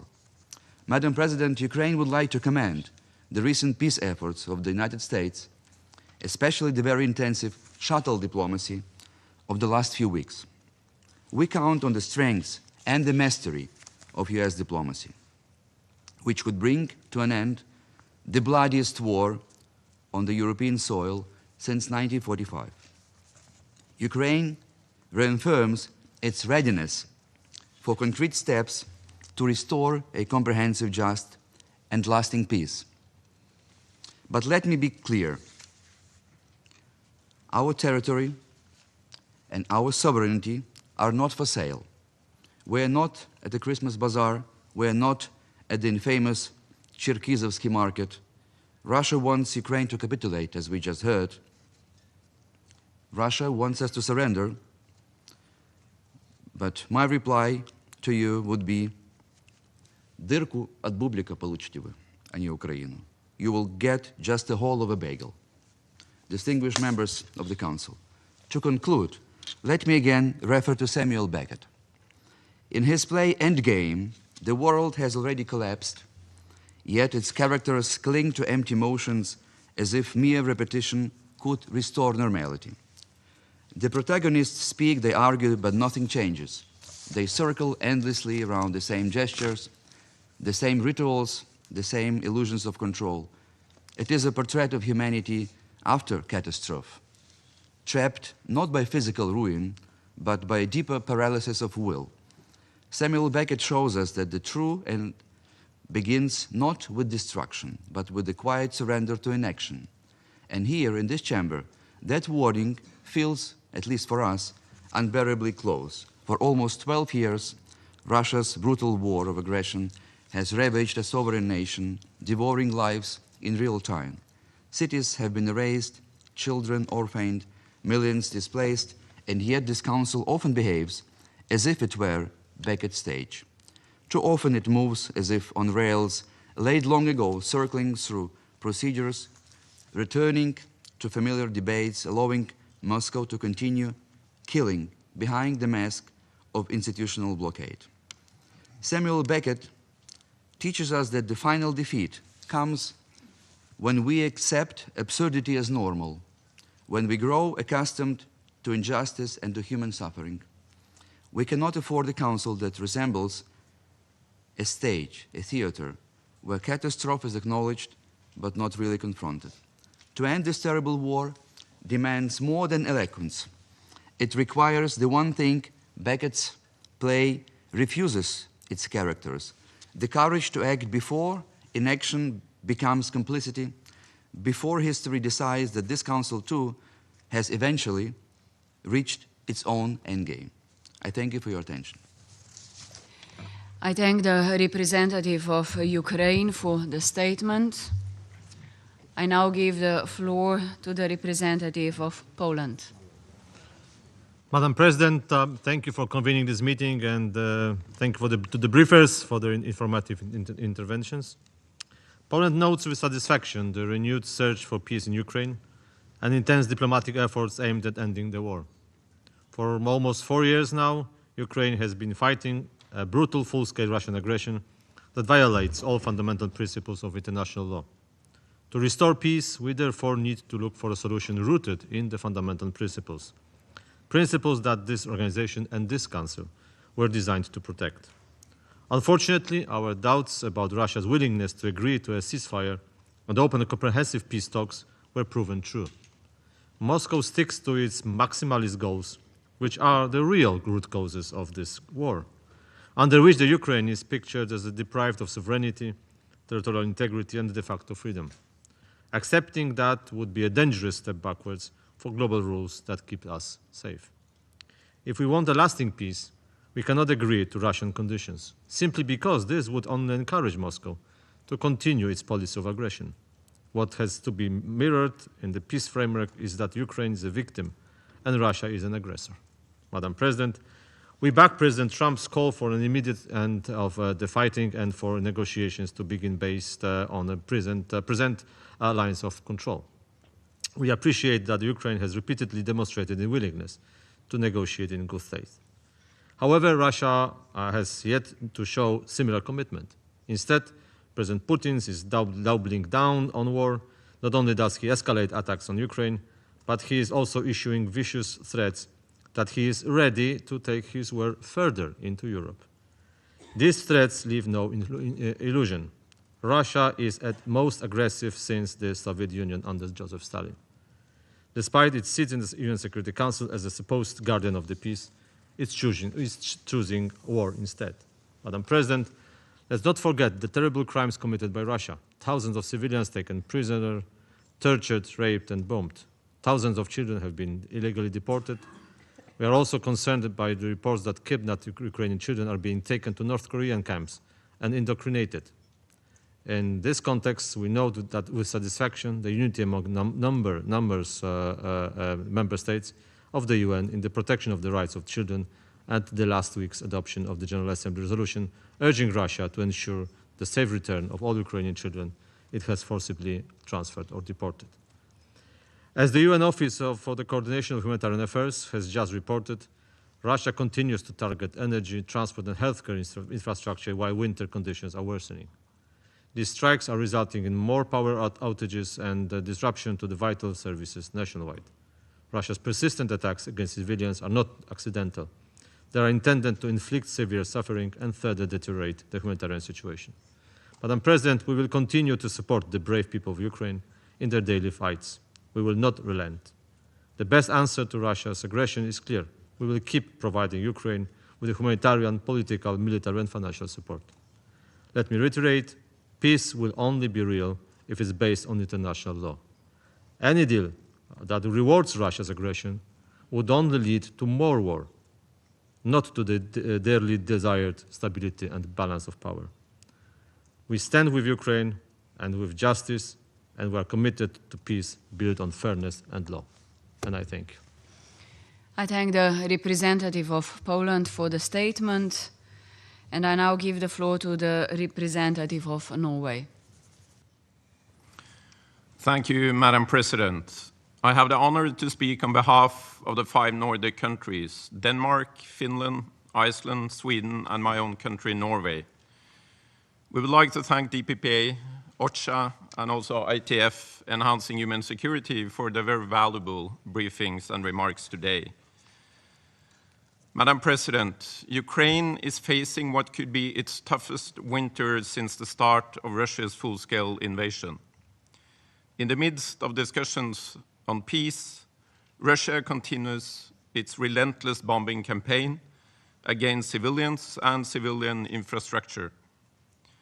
Every week, residential areas are targeted by missiles and drones, often at night when people are asleep.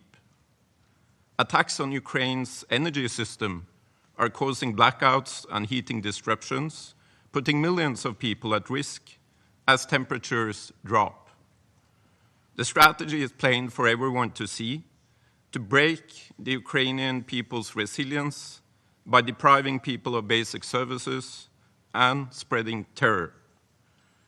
The position of the UN, save for this Council, has been clear. Russia's war of aggression violates Ukraine's sovereignty and territorial integrity, a clear breach of the UN Charter. Madam President, as we are approaching the 5th year of Russia's full-scale invasion, we have yet to see any genuine intention from Russia to end its war. Calls for a ceasefire have been met with indifference. Contrary, we witness how Russia escalates its rhetoric and presents unacceptable demands that run against the core of the UN Charter. It bears constant reminding that Russia started this war and can end it today. No matter how much Russia tries to spin the narrative, this fact is unchangeable. Russia's actions stand in stark contrast to Ukraine's constructive approach. No one wants peace more than Ukraine. Madam President, the Nordic countries support a just and lasting peace in accordance with international law, a peace that lays the foundation for security, stability, reconstruction, and prosperity, and which prevents new acts of aggression. A peace that ensures Ukraine's sovereignty, territorial integrity, and independence as enshrined in the UN Charter. And the way this war is settled matters to all of us. If international law is pushed aside and Russian aggression is rewarded, the implications could be very grave. It would signal that changing borders by force pays off, that brutality trumps norms and rules, and this is why we will continue to insist on peace that allows Ukraine to prosper as a free and independent nation. Madam President, let me conclude by highlighting the human dimension of Russia's war. Last week, the General Assembly adopted a resolution demanding Russia to return Ukrainian children that have been forcibly transferred or deported. The Nordic countries were proud to co-sponsor this resolution because there are no justifications for adopting children. It violates the rights of the most vulnerable and reminds us of the horrors of Russia's war. And we take this opportunity to once again demand that Russia return the children to their families where they belong. I thank you, Madam President. I thank the representative of Norway for the statement, and I now give the floor to the representative of Romania. Thank you very much, Madam President. We fully support the EU statement to be delivered in this meeting, and I would like to add a few points. The last Council meeting on Ukraine overwhelmingly called for a ceasefire as a first step towards peace in Ukraine. We reiterate strongly this call for a ceasefire. Despite intensive diplomatic efforts in the last days and weeks, Russia has yet to show the will to stop the war. As we speak, Russia's war of aggression continues on the ground. Russian missiles and drone strikes intensify, causing death and destruction. Across Ukraine, the plight of civilians continues. No region of Ukraine is safe against Russia's aerial strike.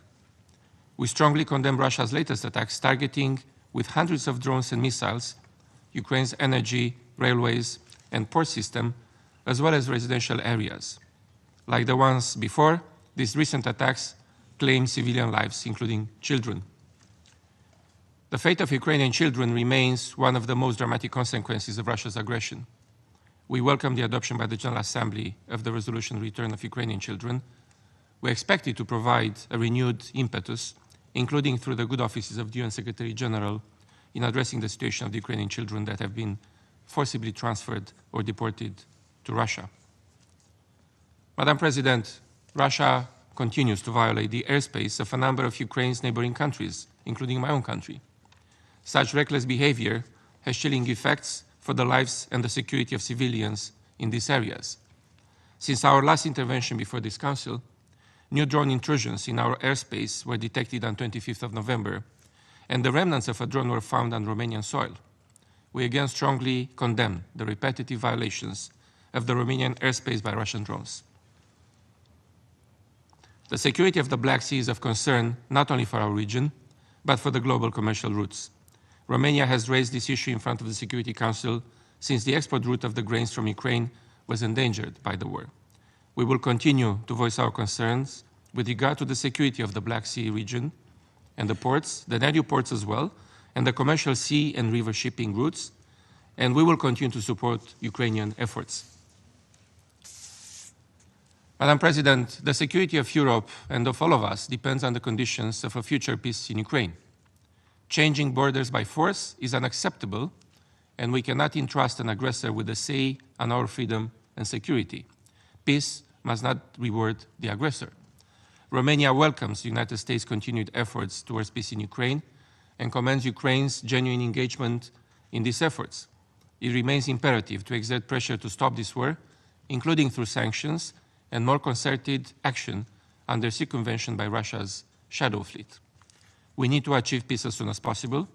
My delegation reaffirms that the achievement of a comprehensive, just and lasting peace needs to be in line with the UN Charter and the principle of sovereignty, independence, and territorial integrity applicable to all nations. And we reiterate our continued support for Ukraine's independence, sovereignty, and territorial integrity within its internationally recognized borders. Thank you, Madam President. I thank the representative of Romania for the statement, and I now give the floor to the representative of Estonia. Thank you, President. I have the honor to speak on behalf of the Baltic states, Latvia, Lithuania, and my own country, Estonia. We also align ourselves with a statement by European Union. I would like to thank the briefers for their most valuable input. Despite Ukraine's firm commitment to peace and despite repeated calls on Russia by the General Assembly and leaders across the globe to end its illegal war of aggression, the Kremlin continues its brutal assault on the sovereign Ukraine and the Ukrainian nation. We underline again that Russia's aggression is totally incompatible not only with the status and responsibilities of a permanent member of the Security Council, but also with those of any UN member state, undermining the principles of the UN Charter, as well as regional and global peace and security. While US-led diplomatic efforts continue, and all of us, including the Ukrainians, of course, hope that a full, comprehensive, and immediate ceasefire will come sooner rather than late, the situation on the ground continues to worsen. The UN reports a steady rise in Russia's attacks against Ukrainian civilians and critical infrastructure. On 6 December 2025, Moscow launched at least 650 free drones and 51 missiles against the people of Ukraine. The main targets were once again not military, but heating, energy, and transport infrastructure. This is yet another example of how Russia is desperately trying to break the spirit of Ukraine. Yet, Ukraine continues to be strong, resilient, and united, because its people are fighting for their own land, their own people, against an aggressor that they never sought. Thousands and thousands of Ukrainian children have been illegally abducted and deported to temporarily occupied territories of Ukraine and Russia, Belarus, and even to DPRK. Last week, the UN General Assembly adopted a resolution calling for the immediate, safe, and unconditional return of children who have been deported to occupied territories and Russia. It got an overwhelming support, and we thank all member states that voted in favor of this resolution, upholding humanity and the principles of international law, including the UN Charter. Colleagues, Ukraine stands today as a symbol of the free world's resilience against imperialism and neocolonial tyranny. We call on all UN member states to step up pressure on Russia through stronger sanctions while increasing political, military, financial, and humanitarian support to Ukraine, including urgent support for Ukraine's energy sector, systematically attacked by Russia. Only by increasing the cost of aggression on Russia, we are able to collectively force Russia to peace in Ukraine. And appeasement of dictators only leads to renewed aggression. Any credible peace deal needs to fully respect the sovereignty and territorial integrity of Ukraine in its internationally recognized borders. And first step towards a just and lasting peace in Ukraine should be an immediate and unconditional ceasefire. Unfortunately, we do not see neither willingness nor any visible steps on Russian side that indicate that Kremlin starts moving towards a ceasefire, not to mention peace. Instead, it is clear that Putin's goals vis-à-vis Ukraine have not changed. Russia's imperial ambitions have always been characterized by particular cruelty and crimes against the victims of aggression, demonstrating a total disregard for human life, by way, including that of its own soldiers. Only in November, Russia lost approximately 31,000 soldiers. 31,000 soldiers in Ukraine. The total casualty count on Russian side is above 1.2 million. Above 1.2 million soldiers. And meanwhile, there are increasingly alarming reports about human trafficking from our countries to work in drone factories in Russia, and even for Russia's military. We call for Russia to allow UN and independent monitors in to verify all of these claims. And reality on a battleground is that Ukraine continues to fight back. There is not a single strategic level breakthrough achieved by the Russian side. In over 11 years, with all its military might, Russian forces have not been able to conquer the Donbass region. President, Russia and its leadership must be held accountable for the crime of aggression and other crimes committed in Ukraine. We call on all countries to join the Special Tribunal for the crime of aggression against Ukraine. It is also absolutely clear that Ukraine and Europe must be fully involved in any process aimed at achieving a peace in Ukraine. Only full respect for Ukraine's sovereignty and territorial integrity can bring just and lasting peace in Ukraine, and therefore greater security and stability to Ukraine and Europe. Nothing about Ukraine without Ukraine, nothing about Europe without Europe. These principles are still very much valid. Finally, let me assure you that Estonia, Latvia, and Lithuania will continue to stand with Ukraine in all domains, resolute and unwavering. Thank you. I thank the representative of Estonia for the statement, and I now give the floor to the representative of Moldova. Madam President, I would like first to express our gratitude to the Slovenian presidency for convening this important meeting. I also wish to thank the distinguished briefers for their meaningful contribution to the subject. The Republic of Moldova aligns itself with the statements of our partners who stand firmly in defense of the UN Charter, international law, and our shared security. Today, as the Russian war of aggression against Ukraine continues, we categorically condemn the Russian Federation's illegal, unprovoked, and unjustified aggression against Ukraine. This war remains one of the most blatant violations of the Charter of the United Nations in decades. It continues to inflict immense human suffering, destabilize regional and global security, and undermine the foundation of the rule-based international order. From the first day of this full-scale invasion, Moldova has stood by Ukraine and by its people. We reiterate our full support for Ukraine's independence, sovereignty, and territorial integrity within its internationally recognized borders, including Crimea, Donetsk, Lugansk, Zaporozhye, and Kherson. Respect for these principles is the cornerstone of international peace and security, and their violation threatens every state represented in this chamber. Madam President, we are deeply alarmed by the continuous and intensified Russian missile and drone attacks against Ukraine's cities and towns, which have tragically resulted in the killing of civilians and the widespread destruction of homes, schools, hospitals, energy infrastructure, and cultural sites. As many speakers have stressed before, intentionally directing attacks against civilian objects or causing disproportionate civilian harm constitutes a war crime. This act must cease immediately, and accountability must be ensured for the most serious crimes under international law. The consequences of these attacks do not stop at Ukraine's borders. In recent months, we have witnessed a deeply concerning pattern of violations of the airspace of neighboring countries, a pattern that threatens to broaden this conflict and destabilize the entire region. Unfortunately, the Republic of Moldova has not been spared from the consequences of this conflict. On 25th of November 25, 6 Russian drones violated our airspace, prompting a foreign protest to the Russian Federation. These actions were condemned as absolutely inadmissible, representing a serious violation of Moldovan sovereignty and a direct threat to national and regional security. Such violations of our airspace have been registered multiple times in the past 3 years. Russia was called upon to respect international norms, including the sovereignty and territorial integrity of Moldova, and to take all necessary measures to prevent any recurrence.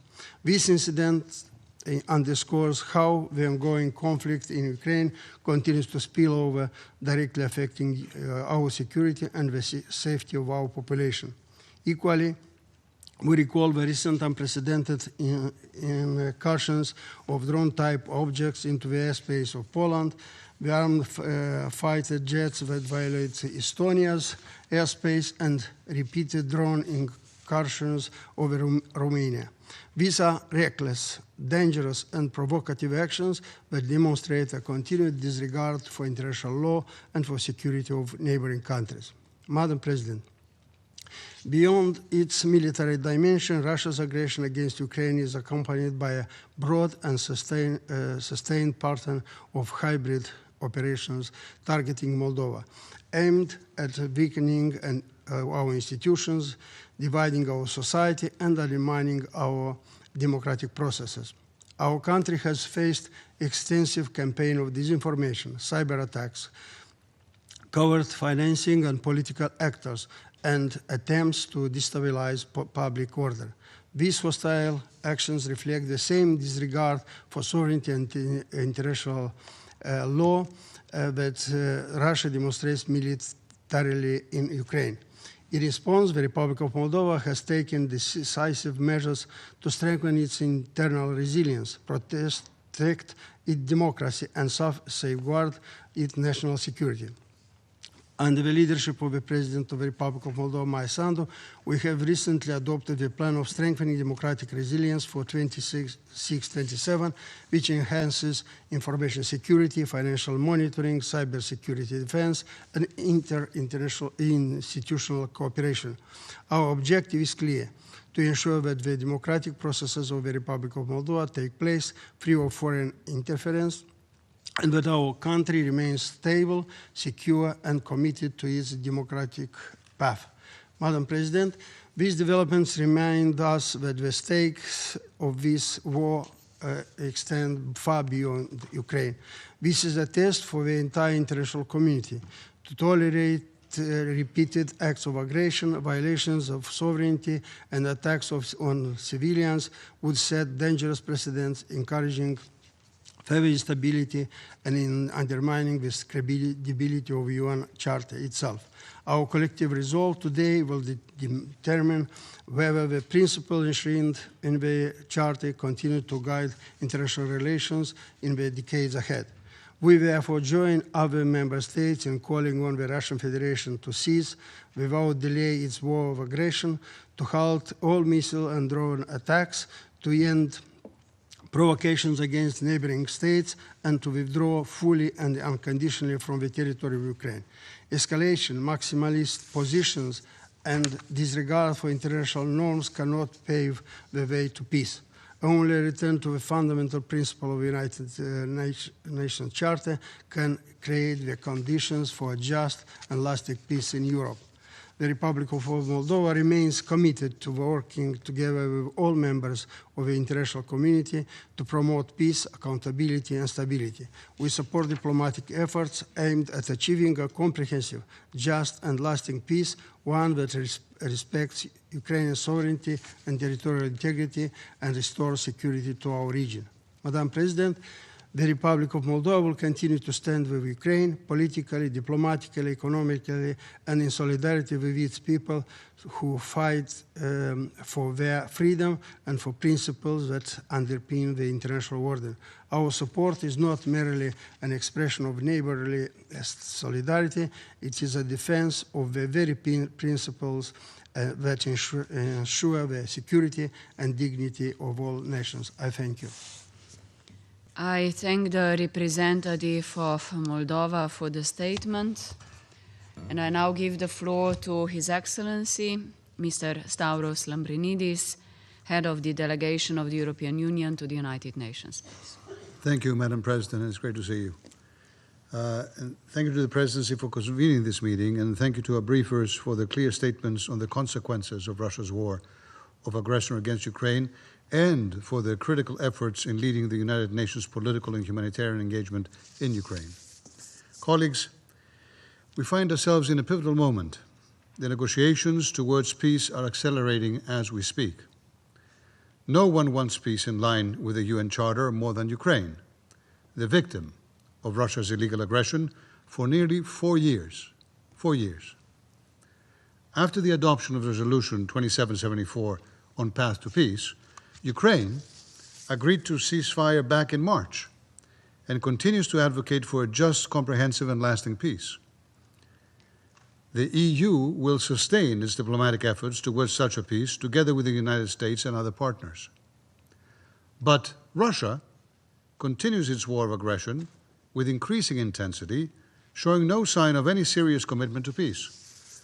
It intensifies its attacks, cynically striking energy infrastructure as winter approaches, and targeting, again, civilians, including women, children, and humanitarian workers. These are not the actions of a party who wants peace. These are the actions of an aggressor who is determined to recolonize by force an independent member of the United Nations. Colleagues, every member of the Security Council has called for an immediate ceasefire to stop the killing and facilitate peace talks. Every member, that is, except for Russia. This is the moment to solidify that call. The UNSC may not have the power to force Russia to abide by Resolution 2774, but it has both the power and the ultimate authority to exert maximum diplomatic pressure on the only country that openly violates 2774 to finally stop the killing. President, we must never forget who bears the brunt of this war. For nearly 4 years, Ukrainian citizens have lived in fear of their very lives and of the safety of their loved ones. Since the start of Russia's full-scale invasion, almost 7 million Ukrainians have registered as refugees, and a further 3.7 million are internally displaced. More than 42,000 civilians have been wounded or killed, including 2,500 children. Just last week, the UN General Assembly adopted a landmark resolution on the return of Ukrainian children. It calls on Russia to immediately ensure the safe return of all the Ukrainian children it has forcibly transferred or deported, and provides the Secretary General with a clear mandate to facilitate on this urgent humanitarian imperative. We thank the UN membership for its strong support to this critical issue and expect it will provide concrete progress, first and foremost, for children to be reunified with their families. Colleagues, almost 4 years into Russia's unprovoked full-scale war of aggression, it needs, I'm afraid, to be repeated. We cannot allow an aggressor state to attempt to change borders by force. Not in Ukraine, not anywhere. Aggressors must never be rewarded. Perpetrators must face justice. I am restating here a basic but fundamental principle of international law and the UN Charter. And all UN members should openly repeat this call and call out Russia accordingly. Some third countries and actors and entities therein that continue enabling Russia's war of aggression must be told to stop doing so. We condemn the continued military support provided by Iran, by Belarus, and by the DPRK, and urge all countries, including all members of this Council, to immediately cease any direct or indirect assistance to Russia in its war of aggression. Dear colleagues, Russia must stop its war and agree to a ceasefire now. And all of us must reaffirm our unwavering support for Ukraine's independence, sovereignty, and territorial integrity within its internationally recognized borders. If we want an end to this unprecedented violation of the UN Charter, to this blatant injustice, and to the terrible suffering that it has brought on the ground, this is the one and only clear signal to send at this critical juncture. Thank you. I thank His Excellency Mr. Lambrinidis for his statement.